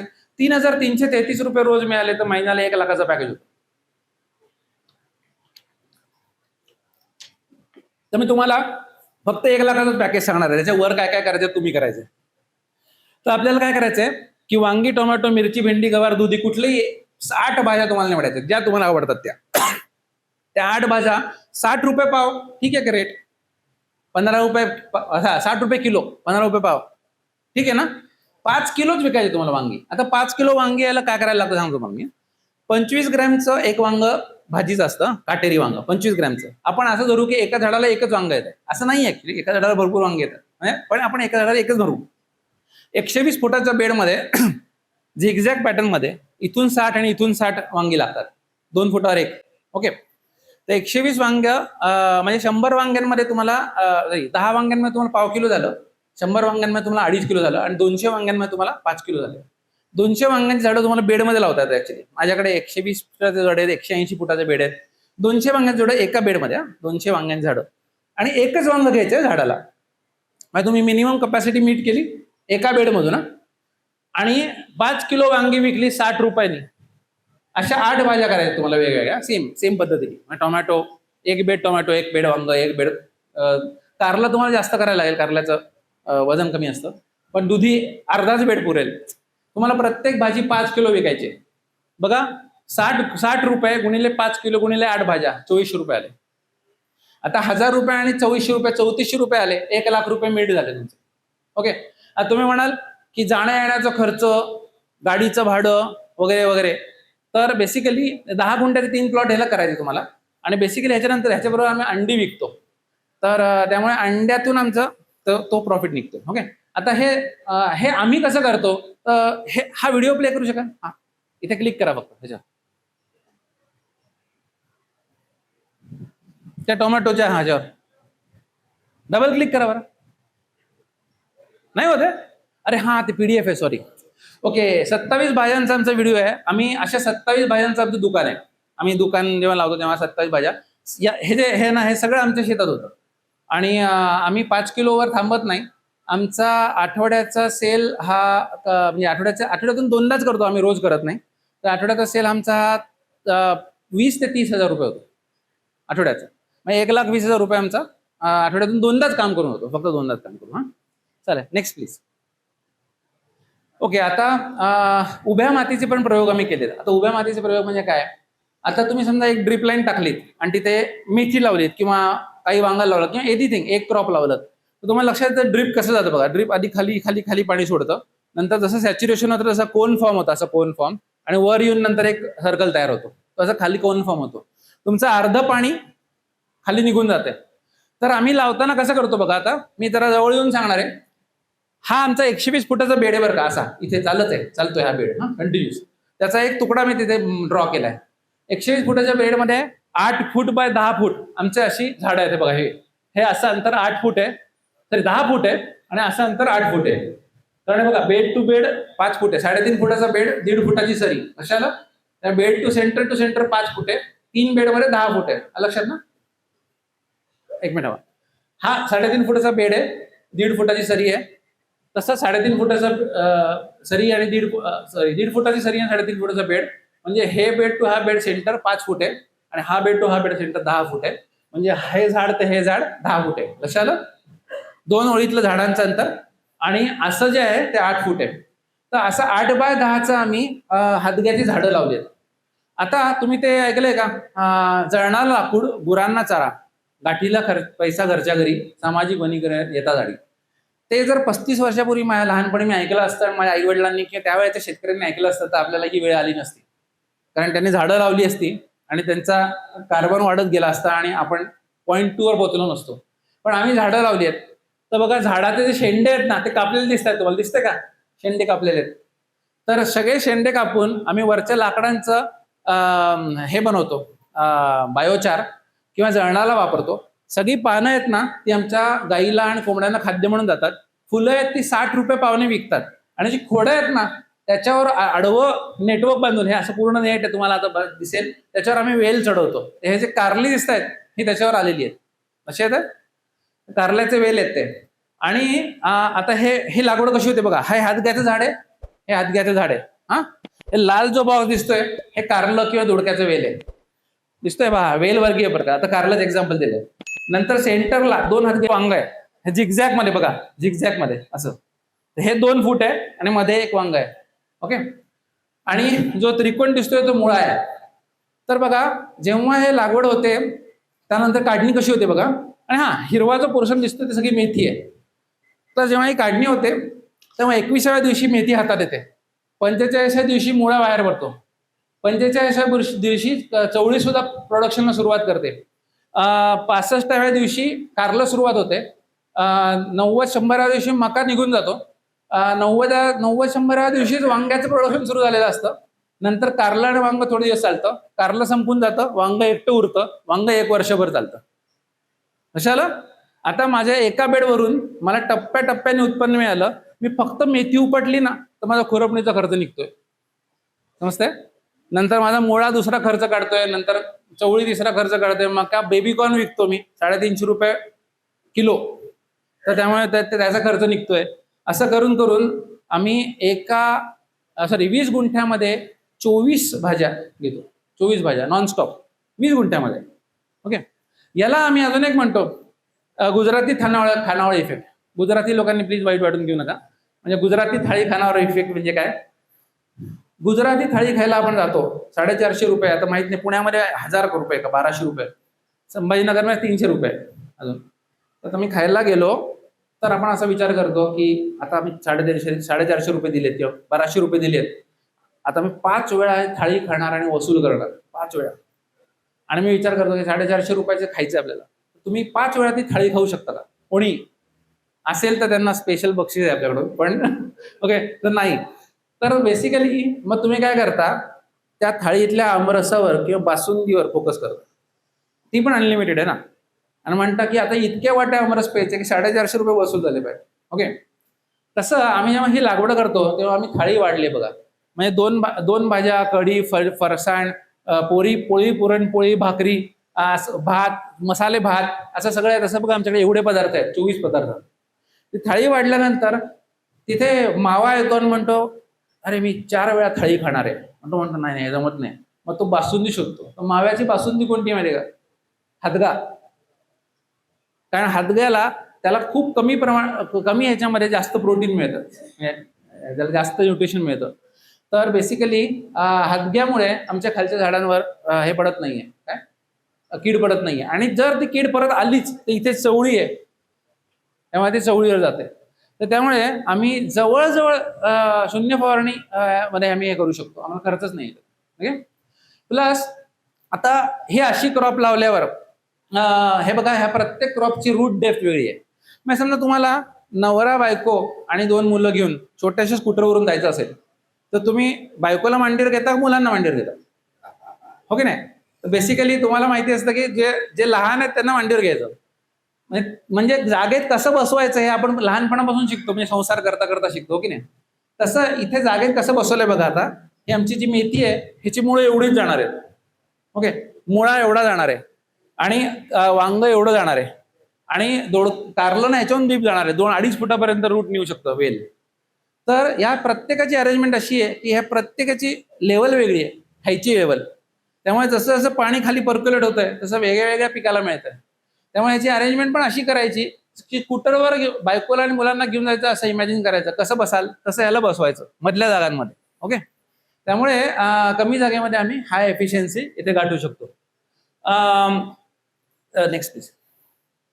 ओके, मगाशी आपण बायोचारचा बघितलं, मी सांगितलं की आपण हादग्याचा मी बायोचार बनवतो. पण हा बायोचार आहे. तर बेसिकली हादग्याच्या झाडांना आपण इथे पायरोलिसिसची प्रक्रिया करून, म्हणजे कमी ऑक्सिजनमध्ये ह्याला असं हिप करून त्याला जाळतो. नंतर अशा प्रकारचा कोळसा मिळतो, जो कोळसा बायोगॅसच्या ज्या बाहेर आले असं लिक्विड म्हणजे स्लरी त्याच्यामध्ये भिजवला जातो आणि मग ह्याच्यावर जीवाणू वाढतात. नंतर हा मातीमध्ये टाकला जातो. तर बऱ्याच लोकांना हा गैरसमज असतो की हा जो बायोचार आहे ह्याच्या कार्बनमुळे कर्ब वाढतो. तर नाही, हा ॲरोमॅटिक कार्बन आहे, ह्याचा काहीही ऑर्गॅनिक कार्बनशी संबंध नाही. नाही तर मग कोळसाच घातला असता आपण जमिनीत विकत घेऊन 10 रुपये किलो आहे. ओके, तर त्याचा काही उपयोग नाही. तर बेसिकली हा ॲरोमॅटिक कार्बन हा फक्त मायक्रो ऑर्गॅनिझमसाठी वसतिगृह तयार करतो, फुकटचं. वसतिगृह म्हणजे काय? राहायची जागा. त्याच्या स्पेसिफिक सरफेस एरिया वाढतो, खूप पोरस स्ट्रक्चर असतं. हे वॉटर रिटेन करू शकतं. तर एक्सेस वॉटर झालं की रिटेन करतं, बाहेर कोरडी झाली जमीन की पाणी सोडतं, त्यामुळे जमीन बॅलन्स राहते. तसंच काही बॅक्टेरियांना ते होस्ट करते, त्यामुळे बॅक्टेरिया मल्टिप्लाय व्हायला मदत होते. ओके, त्यामुळे हा बायोचार आहे. Next please. आता हे झालं आमचं रोजचं उत्पन्न. पण मी पण म्हातार होणार आहे ना कधी ना कधी. तर या म्हातारपणी मला सोय पाहिजे. तर शेतकऱ्याला कोण पेन्शन देणार? हो की नाही? तर मी शेतकरी नाही, मी व्यावसायिक पण आहे, माझे भरपूर इतर व्यवसाय आहेत. पण बेसिकली पेन्शनची सोय आपली अशी करायची असते. तर माझ्याकडे 38 प्रकारची फळझाडं आहेत. ती सगळी तुम्हाला बघायला मिळतील बघा. माझ्याकडे काही पर्सिमॉन, पेअर, पीच पण आहेत, जे ब्लूबेरी पण आहे. तर बेसिकली 38 प्रकारची फळझाडांपैकी मी तुम्हाला गणित सांगतो कसं होत आहे. फक्त नारळ आपण एक्झाम्पल घेतलं तर 48 नारळ आहेत माझ्याकडे, 3 जातींचे. 200 नारळ प्रत्येक झाड देतं. आत्ता नाही, आत्ता कमी येत आहे, आता जर सुरुवात झाली माझी. पण काही दिवसांमध्ये 200 नारळ प्रति झाड हा कॉमन हिशोब आहे. कोणा नारळवाल्यांना विचारा. 200 नारळ प्रति झाड, 48 झाडं, 9,600 नारळ. 30 रुपयाला नारळ विकला तर 2,88,000 वार्षिक पगार मला नारळ देणार आहे. ओके, तसंच माझ्या मुलांना वाटलं की सफरचंद खावं, तुती खावं, ब्लॅकबेरी खावं, फणस खावा, लिची खावा, सीताफळ खावा, अंजीर खावं, काहीही खावं, तर त्यांना म्हणतो शेतात जा आणि तोडा. ओके, तिसरं, माझ्या भाजीबरोबर मला 2-4 किलो, 5 किलो, 10 किलो हे विकायला मिळतात. माझ्याकडे काही ज्याची 4च झाडं आहेत, काही 9 झाडं आहेत, काही 45 झाडं आहेत, काही 55 झाडं आहेत. आपल्या आवडीनिवडीप्रमाणे आणि मार्केटच्या गरजेप्रमाणे हे लावलेलं आहे. हा माझा पेन्शन प्लॅन आहे, लॉंग टर्म. तर आज तुम्ही याच्यामध्ये SIP करताय, म्हणजे याच्यात इन्व्हेस्टमेंट करताय, याला वाढवताय. उद्या आयुष्यभर SWP करणार मी, सिस्टमॅटिक विड्रॉवल प्लॅन. MBA वाल्यांनी बघावं. हा, तर बेसिकली हा प्लॅन प्रत्येकाने आपल्या शेतात करायला पाहिजे. नेक्स्ट, दुग्ध विभाग हे माझ्या बायकोचं डिपार्टमेंट आहे. म्हणजे गाईही त्याचे आहेत, पैसेही त्याचे आहेत, मला काही देत नाही ती, पण मी एक स्लाइड मांडले फक्त इथे. तर बेसिकली आम्ही गायींवर जे प्रयोग केले, तर गायींसाठी आम्ही मका, तुती, चवळी, तृणवर्गीय, डाळवर्गीय पिकांचे अवशेष हे सगळं तर करतोच, पण डकवीड आणि अझोला सुद्धा गायींना देतो. त्यामुळे आम्ही उत्तम साहिवाल जातीची गायीची जतन आणि समृद्धी करतोय.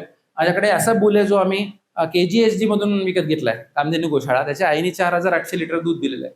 तर आता आमच्या गायींचं फॅट 6% लागू शकतं, म्हशीसारखं. का? कारण आम्ही काय करतो माहितीये का, आम्ही सरकी पेंड बंद केली आहे.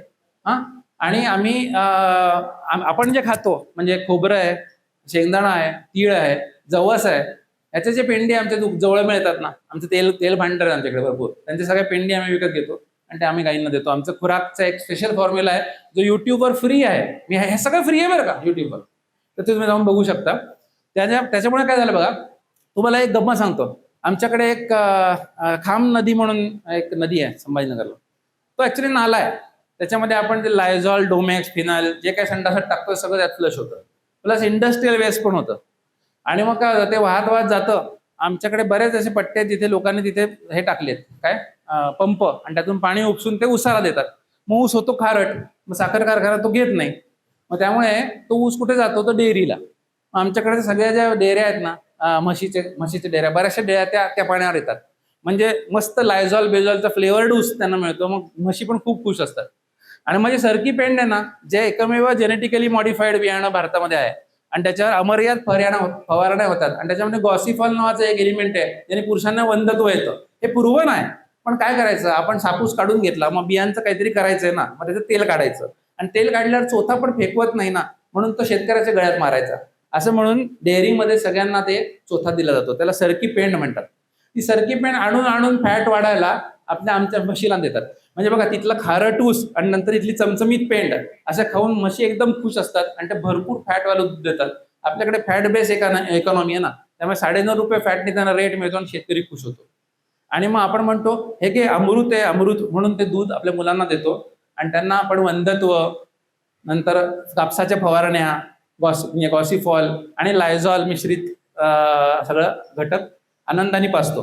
त्यामुळे आम्ही सगळ्यात पहिले ठरवलं होतं की काहीही झालं तरी ऊसाचं वाडं गाईंना द्यायचं नाही, सरकी पेंड वापरायची नाही. तर आमचं जे फॉर्म्युलेशन आहे, आमच्या गाईंना आम्ही आजपर्यंत एकदाही आंघोळ घातलेलं नाहीये, आणि येऊन पाहिलं तर असं दिसतील गाई तुकतुकीत तेल लावून मालिश केल्यासारखं. कारण गाईंकडून जेवढं घेतो तेवढंच आम्ही परत देतो. आम्ही कम्प्लिटली सगळे अमायनो ऍसिड्स बॅलन्स होतील अशा प्रकारचं प्रोटीन सिंथेसिस केलेलं खाद्य बनवलेलं आहे. पूर्ण मिनरल मिक्सरची सोय केलेली आहे.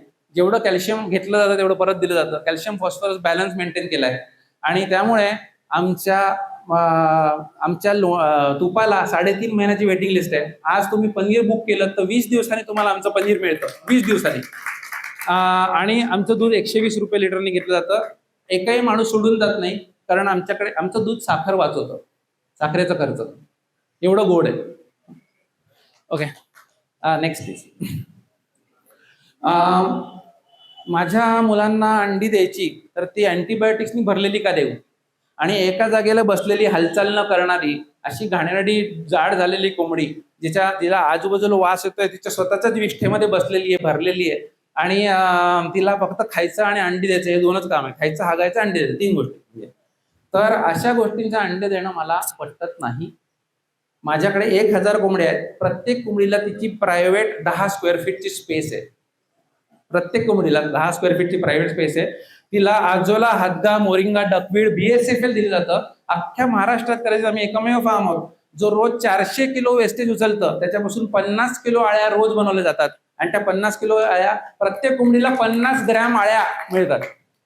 त्यानंतर आमची जी अंडी येतात ती लॅब टेस्ट प्रमाणे संभाजीनगरला कुठलेही रॅन्डम अंड उचललं त्याच्यापेक्षा 21% जास्त प्रोटीन, 5 पट जास्त पोटॅशियम, 6 पट जास्त सोडियम, 37 पट जास्त कॅल्शियम आणि 8 पट जास्त ओमेगा 3 आहे. लॅब टेस्टनी. आणि शेतात उगवलेले सुपरफूड खाऊन आम्ही उच्च दर्जाची अंडी तयार करतोय.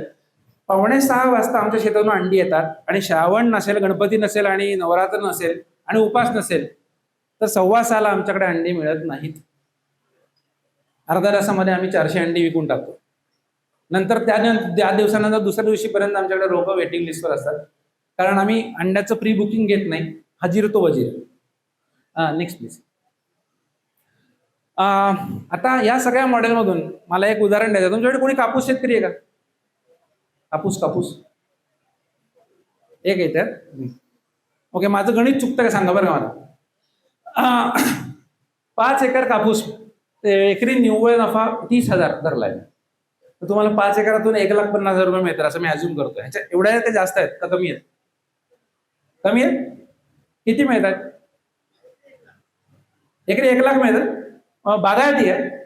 ओके, नाही कोरडवाहू कापूस किंवा कमी पाण्याचा, ज्यांच्याकडे पाणी नाही आहे, 5 ते 7 क्विंटल धरलाय मी. 7 क्विंटलनी 7,000चा रेट साठी 49 आणि 20,000 खर्च काढलाय, 30,000 हा मी कोरडवाहूचा रेट धरलाय. तुम्ही बागायत असाल तर ठीक आहे, होऊ शकतं. तर पण कोरडवाहू म्हणजे कमी पाणी असलेले आमच्याकडचे लोक आहेत, ज्यांच्याकडे कापूस आहे आणि त्यांच्याकडे 20 गुंठा जमीन आहे, मोजकच पाणी आहे जे 20 गुंठा जमीनला पुरेल, पूर्ण नाही करता येते, पण अशी लोक फक्त कापूस करतात. याचं उदाहरण मी घेतलंय. त्यांचं उदाहरण पण आपण घेऊ शकतो याचं दुप्पट करून. तर बेसिकली 5 एकर कापूस करून 30,000 तर 5 एकरात तुम्हाला 1,50,000 रुपये मिळत आहेत. तर 1,50,000 रुपयामधून मी तुमच्याकडून अर्धा एकर काढून घेतलं. अर्धा एकर काढून घेतलं म्हणजे काय, त्यात कापूस करू नका असं म्हणलं. तर त्या अर्धा एकर आपल्याला काय करायचं आहे, तर बघा 10 गुंठे आपल्याला नेपियर, लसूण घास आणि तुती लागवड करायची, किंवा चवळी सुद्धा चालते त्याच्यामध्ये. नंतर 5 गुंठे आपल्याला फळबाग करायचे. त्या फळबाग मोठी झाडं झाली की 500 कोंबड्या सोडायच्या.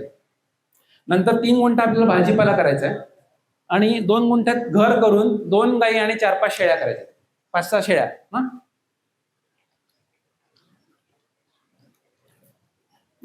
तर बघा 2 गाईंना मी फक्त 10 लिटरच्या ऐवजी 5 लिटर ऍव्हरेज दूध धरतो. 10 लिटर पीक दूध असतं, 5 लिटर ऍव्हरेज दूध धरतो एका गाईचं. माझ्याकडे कारण 10 ते 14, 16 पर्यंत गाई आहे, 16 लिटर पर्यंत, पण मी 5 लिटर धरतोय. तर 5 लिटर गुणिले 70 रुपयाचं असं 350 रुपयाचं रोज दूध प्रोड्यूस होत आहे.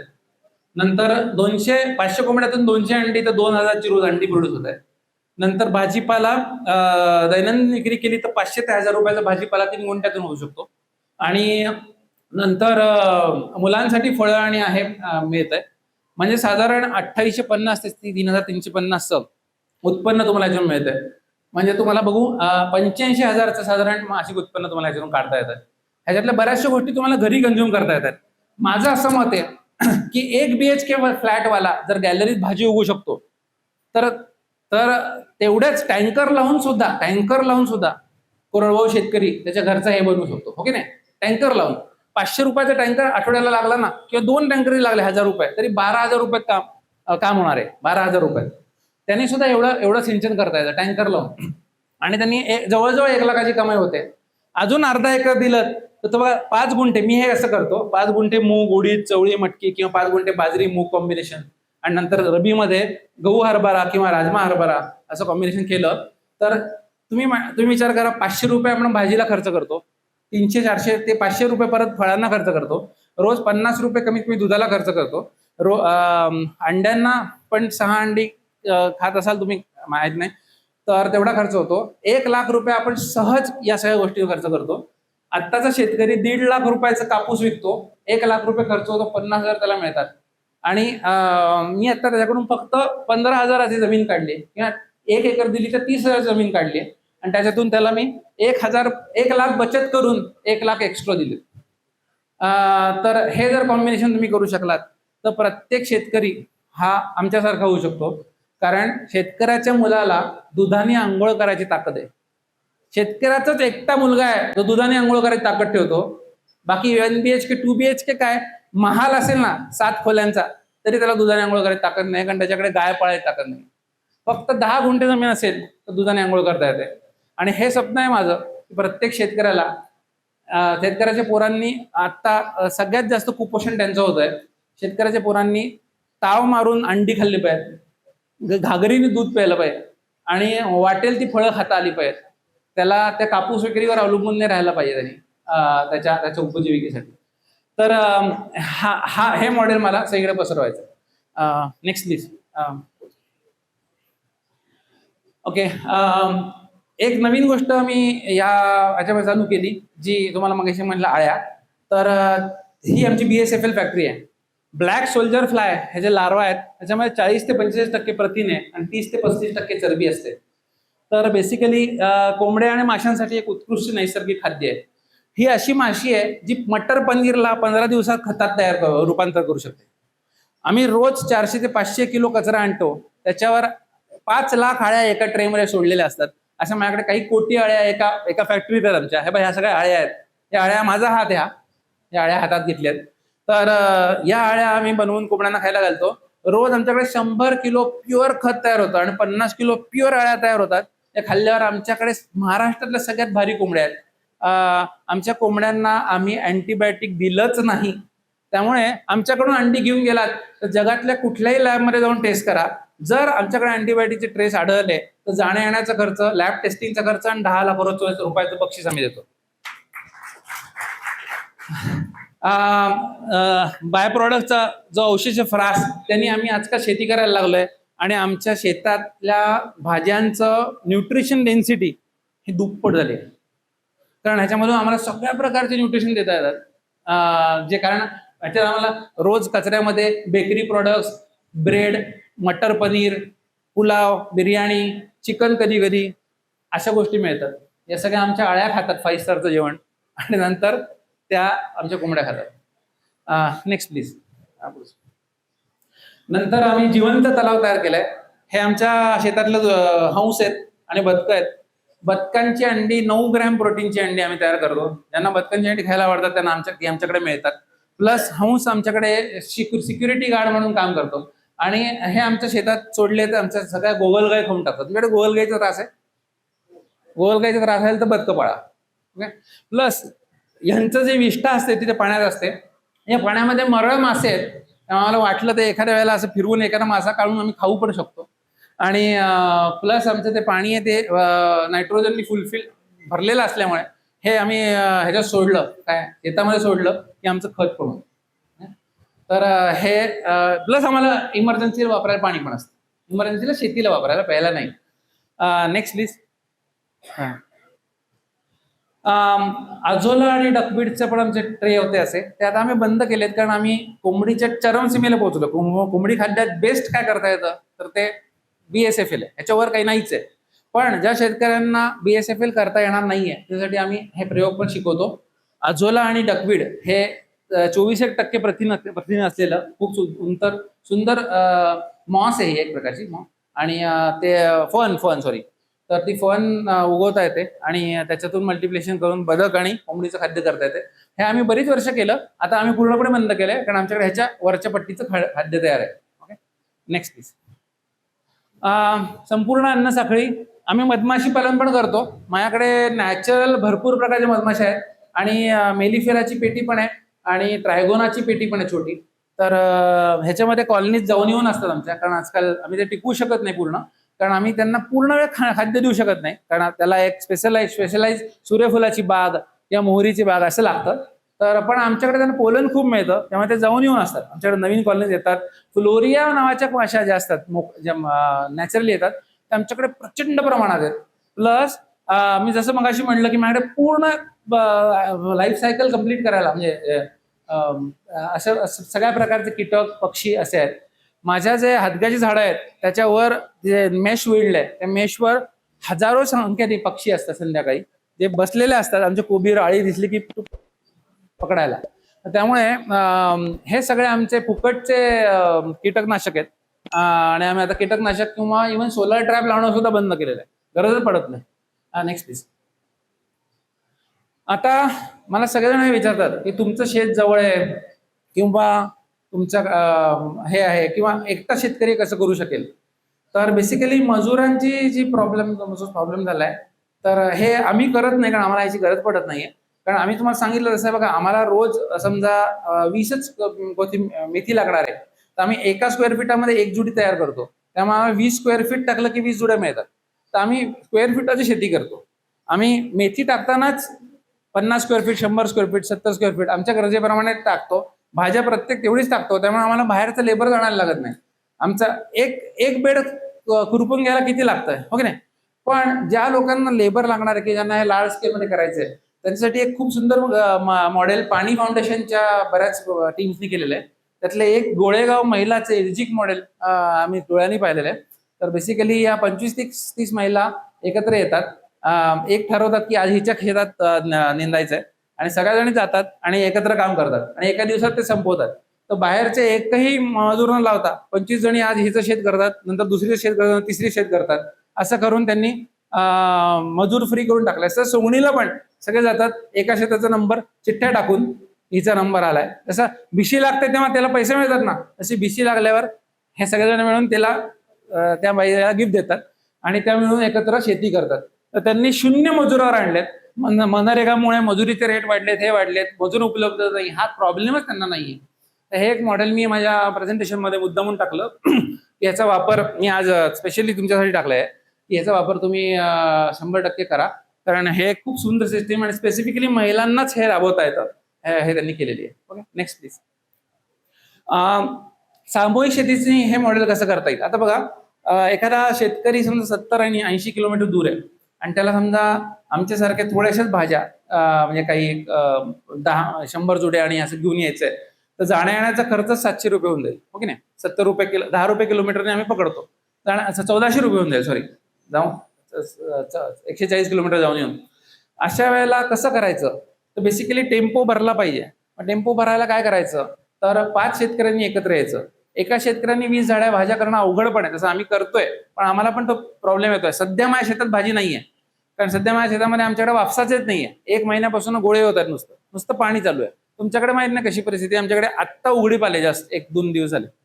तर त्यामुळे असं झालं तर आपण काय करायचं? तेव्हा 5 शेतकरी एकत्र यायचे. 5 शेतकऱ्यांनी 20 पिकं ठरवायची आणि 4-4 पिकं वाटून घ्यायची. आता प्रत्येकाने आपला आपला माल, आपली आपली अंडी, आपलं आपलं दूध एकत्र आणायचं आणि एक सहकारी छोटीशी कंपनी सुरू करायची. ज्याने जितकं वेट आणलंय तितक्या वेटचं कॉन्ट्रीब्युशन ट्रान्सपोर्टला द्यायचं, म्हणजे बरोबर त्याला तेवढेच पैसे लागतील. 1000 रुपयातले 25% प्रत्येकाचं असेल तर 250-250 रुपये लागले. आणि विक्री करायला 5 शेतकऱ्यांपैकी एकाचा नंबर टाकायचा चिठ्ठीनी आणि त्याच माणसाने विक्री करायची, म्हणजे प्रत्येकाला सेल्सचा अनुभव येतो, प्रत्येक माणूस एक्सपोज होतो व्यवसायाला. आणि नंतर बाकीच्या सगळ्यांनी त्याचा 1 आठवडा त्याचं शेत सांभाळायचं, मग त्याची तोडणी पण त्यांनी करायची, चौघांनी मिळून, उरलेल्यांनी. असं जर मॉडेल राबवू शकलात तर 5च्या ग्रुपनी ह्या पूर्णपणे स्वतःच्या बळावर चालणारं असं डिपार्टमेंटल स्टोअर तुम्हाला करता येईल. याच्यामध्ये तुम्हाला धान्य, भाजीपाला, दूध आणि अंडी हे सगळं एकत्र करता येईल. आणि जर एका गाडीवर, म्हणजे हे एक गाडी जरी आपण भाड्याने घेऊन हे केलं तरी एका गाडीवर सुद्धा, ह्याचा बिझनेस मॉडेल आम्ही मांडलेलं आहे, एका गाडीवर सुद्धा तुम्हाला प्रत्येक 1 लाख रुपयाचा पगार मिळवणं अगदी सहज शक्य आहे. तर अशा प्रकारच्या एकत्र येऊन करायची गरज आहे. पण आपल्याकडे प्रॉब्लेम आहे की आपल्याकडे बांधावरूनच इतक्या मारामारी आहेत की एकत्र येण्याचा काही प्रश्नच उरत नाही, किंवा चुलत्याचे मुडदे पाडायचे तितक्या घटना होतात की बाजूला, की हे जरा मला स्वप्नवतच वाटतंय. पण बघा तुमच्याकडून कोणाला जमलं तर. Next please. अजून एक लास्ट. आता हे सगळं तर झालं, पण आपल्याला इंडिव्हिज्युअल, आता जे मी पहिल्यांदा क्षेत्राचे प्रॉब्लेम मांडले होते त्याची उत्तरं आहेत की एकत्र येऊन काय करता येईल, गटाने काय करता येईल. त्यातलं एक जे उत्तर होतं की जे आपल्याला गाव पातळीवर केलं तर जमेल, मग अशी सेकंड स्लाइडला जे मांडले होते प्रॉब्लेम्स शेतकऱ्यांचे. तर गाव पातळीवर आपल्याला काय करायला पाहिजे? तर बघा, प्रत्येक शेतकरी तुरीचं उत्पादन करत असेल पण त्याला तूर डाळ बनवता येत नाही. आमच्याकडे जोशी काकांना आम्ही म्हणलं, काका एकदा आमच्याकडे डाळ बनवून आणाल का, मी तुम्हाला आमच्या ग्रुपमध्ये विकून देतो. काकांनी 1 टन डाळ विकली 165 रुपये किलोने. ओके, ग्रुपमध्ये फक्त डाळ बनवून आणल्यामुळे. नंतर तर जर आपण डाळ मिल टाकू शकलो गाव पातळीवर तर सगळ्या शेतकऱ्यांचं आयुष्य बदलून जाईल, कारण त्यांना दीड गावातला कचरा विल्हेवाट लावणं. आजकाल गावामध्ये सगळ्यात वाईट आम्ही पाहतो, शहरातल्या माणसांना तरी अवेअरनेस आलाय कचरा पेटीत टाकायचा. गावातला कचरा असा बाजूला फेकून दिला असतो, हो की नाही? बाटल्या बिटल्या सुद्धा लोक, पुड्या बाटल्या सगळं काढतात, पितात, तिथे बाहेर फेकून देतात. तर जर कचऱ्याचं कलेक्शन केलं, रिसायकलिंग तर करताच येतं, पण BSFL जो मी उद्योग करतोय अळ्यांचा, तो गाव पातळीवर करता येईल आणि गावातल्या सगळ्या पोल्ट्री फार्मला अळ्यांचा पुरवठा करता येईल. गावातले जे नोकरी नसलेले तरुण आहेत त्यांना इथे उद्योग तयार होतो. आणि त्यानंतर सामूहिक यंत्रसामग्री मध्ये काय करता येईल तर बघा, गाव पातळीवर माती परीक्षण, मिनी ट्रॅक्टर, मल्चर, दाल mill, cold press, packaging machine, पशुखाद्य मशीन, सोलर ड्राईंग, मसाला उद्योग, टोमॅटो पावडर, कांदा पावडर, फळांचे प्रकल्प, फ्रीज ड्राईंग सरांचं ड्राईंग युनिट आहे. सर तुम्ही याच्यावर बोलू शकाल, म्हणजे ऑलरेडी तुम्ही बोलत असाल कदाचित. आणि रेडी टू कुक मिश्रण, हे पण सरांचं रेडी टू कुक मिश्रण आहेत, आम्ही ते पाहायला गेलो त्यांच्याकडे. तर ते गाव पातळीवर राबवता येईल. नंतर नॉलेज शेअरिंगचा एक पॉईंट होता आपल्या याच्यामध्ये, तर प्रशिक्षण केंद्र, प्रात्यक्षिकाचे प्लॉट, शेत भेटी, इंटर्नशिप आणि फ्रँचाईज मॉडेल्स. थँक्यू.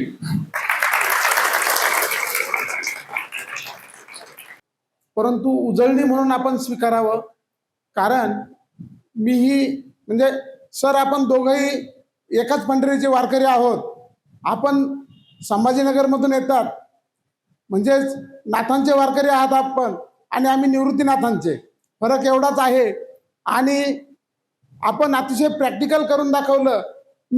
सरांनी ही चळवळ जी सुरू केली ही 20 वर्षापूर्वी, परंतु या चळवळीला आपण आमच्या इथं असं शेतीचं, सर आमच्या नाशिकचं आणि संभाजीनगरचं थोडं वेगळं आहे.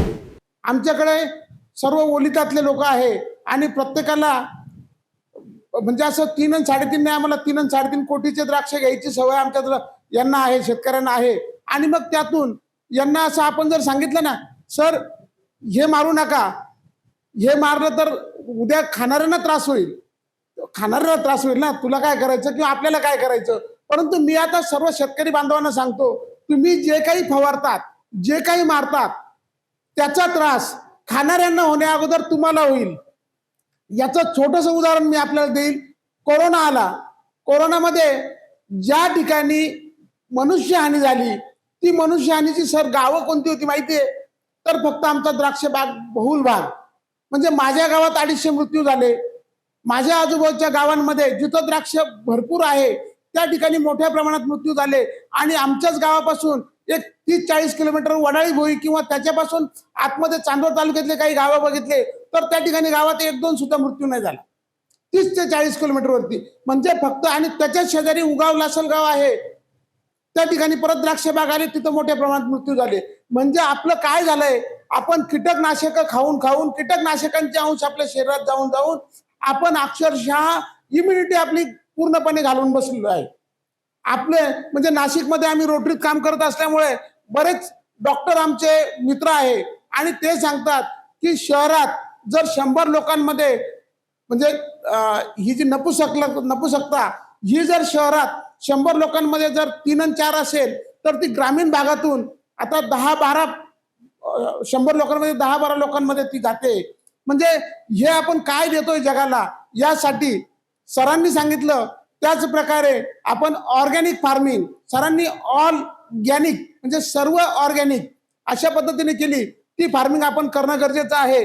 नेक्स्ट मित्रा, नेक्स्ट मी एकदम फास्ट घेणार आहे. शेतकऱ्यांच्या समस्या काय सरांनी सांगितलं. आणि या ठिकाणी आमच्या दसपुते सरांनी पण अतिशय छान कविता केली, शेती म्हणजे उधारीचं घोंगडं. आणि खरंच ते उधारीचं घोंगडं आहे, कारण मी पण त्या घोंगड्यात असं अडकलो. आम्ही शेतीला निविष्ठा पुरवतो सर, आणि ते उधार पुरवतो, शेतकरी उधार घेतो, आणि काय काय होतं त्या सर्वांना माहिती आहे. शेतकरी म्हणजे शेती म्हणजे उधारीचं घोंगडं अतिशय समर्पक आहे प्रत्येक ठिकाणी. आता तुम्ही बघा, युरियासाठी सर रेशनच्या कार्डवरती युरिया देत आहे आम्हाला, रेशनच्या कार्डवरती युरिया देत आहे. आणि आपण ज्या वातावरणात राहतोय या वातावरणात 78% नायट्रोजन आहे. किती? 78% नायट्रोजन आहे. आणि आपण युरियाच्या त्या 23 किलोची गोणी, 23 म्हणजे 50-40 किलोच्या गोणीमध्ये फक्त तुम्हाला 20 किलो युरिया मिळणार आहे. त्यासाठी तुम्ही त्या अंगठा देऊन आणि त्या रेशनच्या लाईनीत उभं राहत आहे. आणि त्यासाठी 2000 रुपयाचं युरियाचं पोतं गव्हर्नमेंट सबसिडी देऊन आपल्याला 400 रुपयाला देतं. म्हणजे किती मोठं योगदान. आणि मजूर आणि मजुरी, आज मजुरी करण्याची कुणाचीही इच्छाशक्ती नाही, कुणीही मजुरीला जात नाही. कारण आमच्या लाडक्या बहिणी योजना आणि सर्व काही इतकं मुबलक मिळाले आता आम्हाला की, आणि मुलांना पण काम करायची अजिबात इच्छा नाहीये. ती एक मजुरीची मोठी. समस्या, मी आताच आरोग्यावरती बोललो, निसर्ग तर आम्हाला फक्त त्र्यंबकेश्वरला जाऊनच बघायला मिळतो, आपल्याकडे निसर्ग राहिलाच नाही. उत्पादन खर्च, शेतकरी आत्महत्या, त्या गोष्टीवरती बोलणं योग्य नाहीये. मित्रांनो, एक लक्षात ठेवा, आपण 20 वर्षापूर्वी शेती करत होतो, 100 वर्षापूर्वी आपले पूर्वज शेती करत होते, त्याही वेळेस आपला उत्पादन खर्च हा कमी होता आणि उत्पन्न आपलं बऱ्यापैकी असल्यामुळे आपला उदरनिर्वाह त्या ठिकाणी व्हायचा. आज परिस्थिती काय झाली? परिस्थिती झाली, 20 वर्षापूर्वी द्राक्ष फक्त 30 रुपये किलो होते आणि आजही द्राक्ष फक्त 30 रुपये किलो आहे. परंतु त्यासाठी लागणारा जो खर्च आहे हा साधारण 20 वर्षापूर्वी त्या 30 रुपयासाठी 5 रुपये खर्च लागत असेल तर आज तो 15 रुपये खर्च होतोय. तर आपल्याला रास्त भाव घेणं हे कुणीही पंतप्रधान झालं, मी झालो किंवा सर जरी झाले तरी आम्ही देऊ शकणार नाही, कारण ते जागतिक बाजाराच्या व्यवस्थेवरती अवलंबून आहे. आणि मग काय आपल्या हातात आहे? आपल्या हातात फक्त उत्पादन खर्च कमी करणं आणि आपल्या हातात आपलं उत्पादन वाढवणं. उत्पादन वाढवण्याचा पर्याय काय काय? सरांनी अतिशय सुंदर पद्धतीने सांगितले, एक पीक पद्धती आपण सोडली पाहिजे. ही एक पीक पद्धती आपण जर सोडली तर आपल्याला बहुपिकीय पद्धतीत वेगवेगळे आपल्याला स्रोत मिळतील. नेक्स्ट, ही जी सेंद्रिय शेतीची परंपरा आहे ही 15,000 वर्षापूर्वीची आहे आणि आपली जी परंपरा आहे ही जी आता शेतीची ही अगदी 90 वर्षाची परंपरा आहे. नेक्स्ट मित्र, सेंद्रिय शेती म्हणजे काय? सर्वच आता सरांनी सांगितल्याप्रमाणे सर्वच नैसर्गिक घटकांचा, वेगवेगळ्या घटकांचा वापर करून करण्यात येणारी शेती म्हणजे सेंद्रिय शेती. नेक्स्ट, याचे उद्दिष्ट आणि घटक, नैसर्गिक प्रणालींच्या सोबत काम करणे, जसे वृक्षवल्ली, आम्हा सोयरे वनचरे, जे काही वनस्पती वगैरे आहे ते सर्व, पक्षी ही सुस्वरे पक्षी आणि त्या ठिकाणचे प्राणी, या सर्वांना सोबत घेऊन आपण काम करायचंय. शक्य तितके म्हणजे जे काही संसाधने आहे याचा वापर कमी करायचा आहे आपल्याला. माफक सामाजिक आणि पर्यावरणाचा विचार करायचा आहे आणि सर्वात महत्वाचं म्हणजे लंगोटी बांधून हिमालयात जायचं नाही. आपल्याला भरपूर उत्पन्न घ्यायचं आहे, आपले मुलं शिकवायचे आहे, आपलं स्टँडर्ड ऑफ लिव्हिंग, आपलं आयुष्य हे वाढवायचं आहे आणि यासाठी आपल्याला स्मार्ट पद्धतीने शेती करायची आहे. नेक्स्ट, आता हे काय परत सांगण्याची गरज नाहीये. नेक्स्ट मित्रांनो, सेंद्रिय शेतीत काय काय लागतं? तर वर्मी कंपोस्ट लागतं, ती जमीन झाकून ठेवण्यासाठी ग्रीन मॅन्युरिंग लागतं. त्यानंतर क्रॉप रोटेशन, आपण काय होतं, दरवर्षी तुम्ही त्या ठिकाणी कारले घेतले, दरवर्षी भोपळे घेतले, दरवर्षी गिलके घेतले, हे सर्व पिकं कशाचे आहे? फक्त आपल्याकडे एंगल रिकामी म्हणून आपल्याला ते पीक घ्यायचंय, बरोबर ना? परंतु हे एकाच वर्गातलं पीक असल्यामुळे या ठिकाणी 100% निमॅटोड येणार. त्यासाठी या वर्षी जर कारले घेतलं तर पुढच्या वर्षी झेंडू घेतला पाहिजे, पुढच्या वर्षी चवळी घेतली पाहिजे, त्यानंतर परत कारल्यावरती आलं पाहिजे. अशी फेरपीक पद्धती किंवा क्रॉप रोटेशन त्या ठिकाणी झालं पाहिजे. आणि बायोलॉजिकल मॅनेजमेंट, जी तुम्हाला बायोलॉजिकल मॅनेजमेंट, खतं कशातून द्यायचे तर जैविक निविष्ठांमधून खतं दिले पाहिजे, ते आपण शेतात तयार करा किंवा बाहेरून आणा. त्यानंतर कीटकनाशक कसे तयार करायचे तर आपल्या शेतात तयार करा तुम्ही. नेक्स्ट, आरोग्याचे तत्व. आता ह्या आरोग्य फक्त आपण आपलं आरोग्य नाही पाहायचं तर आपण रोप म्हणजे जे काही झाडं आहे ते, पशु पक्षी, मनुष्य आणि निसर्ग चक्र यांचं सर्वांचं आरोग्याचं चक्र या सेंद्रिय शेतीतून आपण बघणार आहोत. पर्यावरणाचे तत्व, हे सर्व पर्यावरण आपण जर अनुकूल केलं तर आपल्याला शेती ही अतिशय चांगल्या पद्धतीने घेता येईल. मी थोडं फास्ट जातोय. आणि सेंद्रिय शेतीसाठी जे काही नियम लागणार आहे, हे नियम हे काही वेगवेगळे नाहीये, प्रत्येक देशात प्रत्येक ठिकाणी एकच नियम आहे. आणि सेंद्रिय शेती हा एक प्रकार असा आहे की तुम्ही नैसर्गिक शेती म्हणाल, विषमुक्त शेती म्हणाल किंवा इतर, परंतु कुणालाही सर्टिफिकेशन नाहीये, फक्त सेंद्रिय शेतीला तुम्हाला सर्टिफिकेशन आहे. जर तुम्हाला मोठ्या प्रमाणात शेती करून आणि तो माल जर विकायचा असेल तर तुम्हाला ऑर्गॅनिक सर्टिफिकेशन हे घेणं गरजेचं आहे. आणि ऑर्गॅनिक सर्टिफिकेशन साठी तुम्हाला जे तुम्ही काम करत आहात त्याचं पूर्णपणे डॉक्युमेंटेशन बनवणं गरजेचं आहे. ते डॉक्युमेंटेशन आणि आपल्या शेतात शक्यतोवर आपण आपल्या शेतातच तयार झालेले कीटकनाशक, बुरशी वगैरे म्हणजे बुरशीनाशके आणि खतं वगैरे वापरायला पाहिजे. परंतु कधी कधी सर अशा पद्धतीने कधी आमच्याकडे अटॅक येतो की डाउनी मिल्ड्यू नाही कंट्रोल होत, नैसर्गिक साधनांनी नाही कंट्रोल होत, म्हणजे आपल्या शेतातल्यांनी नाही कंट्रोल होत. कधी कधी चुकीच्या पद्धतीने पण आपण करतो. आजकाल सगळीकडे गोमूत्र आणि शेण आणि काय काय आहे ते त्याचा प्रसार झाला. प्रत्येक जण गोमूत्र मारतो, शेणगारा करतो, तो टाकतो.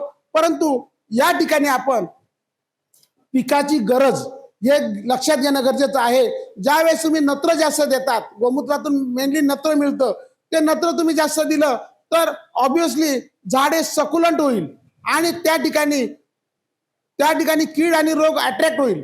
अशा वेळेस आपण ते न देता सरांनी सांगितल्या पद्धतीने जो काही बायोचार आहे किंवा फॉस्फरस आणि फॉस्फेट राखेच्या स्वरूपात असेल किंवा फॉस्फरस जमिनीत आपल्याला पोटॅश भरपूर मोठ्या प्रमाणात उपलब्ध आहे, तो पोटॅश जर आपल्याला उपलब्ध होत नसेल तर त्या ठिकाणी पोटॅश मोबिलायझिंग बॅक्टेरिया टाकून ते जर आपल्याला पिकाला देता आलं तर झाड अत्यंत चांगल्या पद्धतीने त्या कीड रोगाचा प्रतिकार करेल. तर अशा पद्धतीने आपल्याला सेंद्रिय शेतीकडे जाता येईल. नेक्स्ट. आणि हे सर्व करून जर आपल्याला सर्टिफिकेशन मिळालं तर तुम्ही फक्त ऑर्गॅनिक इंडियाच्या वेबसाईटवरती जाऊन जरी तुम्ही रजिस्टर्ड केलं की माझ्याकडे ऑर्गॅनिक सर्टिफाईड हा भाजीपाला आहे आणि ह्या वेळेत हा भाजीपाला किंवा हे गहू विक्रीला उपलब्ध आहे, तर तुम्हाला त्या वेबसाईटवरूनच तुम्हाला ऑर्डर येतील. तुम्हाला बाजारात विकायला जायची गरज राहणार नाही आणि ते जी ऑर्डर आहे ती तुम्ही दाम दुप्पट भावाने विकू शकतात. नेक्स्ट. यामध्ये आपल्याला सर्व शेतकऱ्यांना एकात्मिक कीड नियंत्रण, आता आपल्याला असं आपल्या पुरतं करून अवघड आहे, कारण आपण तुम्ही नियंत्रण केलं, कुठलं शेजारचा शेतकरी असेल त्याने जर ते पद्धत वापरली नाही तर त्याच्याकडून आपल्याला काही त्रास होऊ शकतो. तर अशा वेळेस एकात्मिक कीड आणि रोग नियंत्रण करणं गरजेचं आहे. यावेळेस सर्व शेतकऱ्यांनी अतिशय चांगल्या पद्धतीने सुरुवातीलाच पीक कोणतं घ्यायचं यापासून तर ते पीक बाजारात कसं न्यायचं याच्यासाठी सामूहिकरित्या विचार विनिमय करून आणि एक मॉडेल तयार करून घेणं गरजेचं आहे. आणि त्यात आता पावसाळी वातावरण आहे, आपल्याकडे सर्व शेतकऱ्यांचे भाजीपाला आहे, मुबलक प्रमाणात आता द्राक्ष बाग आहे किंवा टोमॅटो वगैरे इतर सर्व गोष्टी आहे. यासाठी मी सर्वांना या ठिकाणी एकच सांगेल की BVM, बेवेरिया, मेटारायझियम आणि व्हर्टिसेलियम या 3 बुरशी आहे. या 3 बुरशी आपण जर आपल्या पिकात आजच सोडल्या, ते पीक असो का नसो जमिनीवरती ह्या पसरवून द्या. ह्या बुरशी फक्त जर पसरवून दिल्या, ह्या मला विकायच्या नाही, तुम्हाला मी फक्त सांगतो तुम्हाला कुठे मिळतील. या 3ही बुरशी जर आज शेतात टाकून दिल्या तर या बुरशी शेतात असलेलं जे काही अंडी, आळी, कोश या ज्या किड्यांच्या अवस्था असतील या अवस्थांचं नियंत्रण करतील, त्यांना पूर्ण मारून टाकणार नाही, याचं नियंत्रण करतील, याचं पॉप्युलेशन कमी करतील की जेणेकरून त्याची लाईफ सायकल सुरू राहील आणि आपल्या पिकाला अतिशय चांगल्या पद्धतीने वातावरण तयार होईल. हे जर केलं तर आपल्या पिकात येणाऱ्या कुठल्याही प्रकारच्या बुरशी, रोग हे येणार नाही. त्याबरोबर अजून काय करायचं आपल्याला, ट्रायकोडर्मा असेल, बॅसिलस असेल किंवा सुडोमोनास असेल, ह्या 3 बुरशी परत तुम्ही त्या बुरशी आणि जीवाणू हे तुम्ही शेतात द्यायचे. याच्याने काय होणार आहे, आपल्याला आपल्या शेतात जे काही पालापाचोळा पडलेला आहे त्याच्यावरती जी काही बुरशी होती, डावणीची असेल, बुरीची असेल, करप्याची असेल किंवा तत्सम रोगाची, ती बुरशी त्या शोधून मारतील. त्या बॅक्टेरिया किंवा त्या फंगस ही ती बुरशी खाऊन घेतील आणि आपल्याला चांगलं खतही त्या ठिकाणी मिळेल आणि पिकाला वरतून कोणतेही रासायनिक औषध देण्याची गरज पडणार नाही. अशा पद्धतीने जर आपण शेती केली तर अतिशय चांगल्या पद्धतीने तुम्ही शेती करू शकतात. कीटकनाशकाचा वापर करायची गरज पडणार नाही. नेक्स्ट मित्रांनो, या ठिकाणी आपल्याला कीटकनाशकाचा वापर करायची गरज पडणार नाही, परंतु शेजारचा द्वाड शेतकऱ्याकडून आपल्याकडे काही कीड आले तर मात्र त्या ठिकाणी तुम्हाला कीटकनाशक मारावे लागतील. परंतु ते कीटकनाशक हे आपल्याच शेतात मिरची असेल, लसूण असेल, त्यानंतर लवंग असेल, जे मसाल्याचे पदार्थ असेल त्याच्या एक्स्ट्रॅक्ट पासून सुद्धा आपल्याला काही कीटकनाशक हे बनवता येतात आणि हे कीटकनाशक बनवून तुम्ही जर फवारले तर अतिशय चांगल्या पद्धतीने आपल्याला कीड आणि रोगाचं नियंत्रण मिळतं. नेक्स्ट हे बघा, सरांनी ढाल किडा जो सांगितला हा ढालकिडा अशा प्रकारे आपल्या शेतात असतो, लेडीबग बिटल म्हणतो आम्ही. तर ह्या ढालकिडा किंवा हा जो नाकतोडा आहे, प्रेडेटर म्हणतो आम्ही, प्रेइंग मॅन्टर, तो किंवा अशा पद्धतीच्या माश्या सर्व आळी आणि म्हणजे सर्व आपल्याला आळी कीड याच्या नियंत्रणासाठी वापरता येतात. वरती तुम्हाला एकाच जागी वेगवेगळी पिकं लावून त्याचं नियंत्रण करता येतं. नेक्स्ट नेक्स्ट या अशा प्रकारचे वेगवेगळे कीटकनाशक हे बाजारात उपलब्ध असतात, ते तुम्ही वापरू शकतात. मिलीबग जास्त आल्यानंतर काय करायचं? आल्यानंतर तर तुम्ही काही करू शकत नाही, त्यावेळेस झाडाच्या डिंकापासून बनवलेलेच असे औषध आहे. सर, माझंही चॅलेंज आहे की आमची औषधं जगातल्या कोणत्याही लॅबमध्ये घेऊन जा, कुठलंही जर त्यात रासायनिक औषध आढळला ना तर मी 1,00,000 रुपये बक्षीस, त्या औषध चेक करण्याचा खर्च आणि जाण्याचा खर्च सर्व देईल. एवढं आमचं चॅलेंज आहे. कारण आम्ही द्राक्ष बागायतदारांमध्ये काम करतो. द्राक्षात हार्वेस्टिंगच्या आदल्या दिवशी औषध मारायला लागतं आणि ते जर त्यात जर रेसिड्यू निघाला तर तो आमचा कंटेनर जो काही कोट्यवधी रुपयाचा असतो तो रिजेक्ट होतो. 20 वर्षापासून हे औषध वार्षिक 1.5 लाख लिटर विकतो मी. नेक्स्ट, हे फक्त कशापासून बनवलेलं औषध आहे? सर्वांना हसायला येईल. खेकड्याचे एक्स्ट्रॅक्ट पासून बनवलेलं औषध आहे, पण हा जगातलं सर्वात चांगलं बुरशीनाशक आहे. नुसतं बुरशीनाशक नाही तर जगातलं सर्वात चांगलं बॅक्टेरियानाशक आहे. त्यानंतर व्हायरस हा रोग कधीही कंट्रोल होत नाही. आमच्या ऍग्रिकल्चर सायन्समध्ये सांगतात, अप्रूट अँड डिस्ट्रॉय दी प्लांट, उपटून टाका आणि जाळून टाका व्हायरससाठी. या औषधाने कंट्रोल होतो. कशा? खेकड्याच्या औषधाने कंट्रोल होतो. नेक्स्ट नेक्स्ट नेक्स्ट हे मायक्रोन्युट्रिएंट वगैरे आहे. नेक्स्ट, हे ग्लोबल साधं औषध आहे आणि हे औषध मी तुम्हाला दाखवतो. हे माझ्या स्वयं संशोधित पेटेंटेड औषध आहे. हे लवंग, दालचिनी, मिरची, मिरे, मोहरी याच्यापासून बनवलेलं औषध आहे. फक्त 1 मिली 1 लिटरला घेऊन तुम्ही 10 फूट पुढे जा मारत, ते मागचे किडे लगेच पसार झालेले असतील किंवा त्या याच्यावरती जो फवारा देतो त्याच्या ब्लोअरवरतीच ते मरून पडलेले असतील. एवढं प्रभावी एकही रासायनिक औषध नाहीये असं तर ते औषध आहे. आणि हे औषध अशा पद्धतीचे शेतकरी वारंवार वापरत आहे. परंतु आम्ही हे नाही सांगत की तुम्ही केमिकल वापरू नका. केमिकल वापरून थकले का आमच्याकडे या, आणि पुढच्या वेळेस त्याला विश्वास येतो तो सुरुवातीपासूनच हे वापरतो. म्हणजे हळूहळू हे ऑर्गॅनिक कडे आम्ही घेऊन जाण्याचा प्रयत्न करतो आहोत. धन्यवाद. आज आमच्या रोटरीच्या तत्वाप्रमाणे आम्ही या ठिकाणी rotary club of Nashik city यांनी अतिशय सुंदर कार्यक्रम आयोजित केला आणि या कार्यक्रमात आमचे मित्र, त्यांच्या नावातच मुक्तके, मुक्तपणे विहार करणारे, अमेरिकेतून विहार करून आले, इथं संपूर्ण आपल्या 12,000 किलोमीटरचा प्रवास करून त्यांनी अतिशय सुंदर मॉडेल केलं. अशा चांगल्या तज्ञांचं लेक्चर घडून आणलं. सर, आपला धन्यवाद. धन्यवाद सर.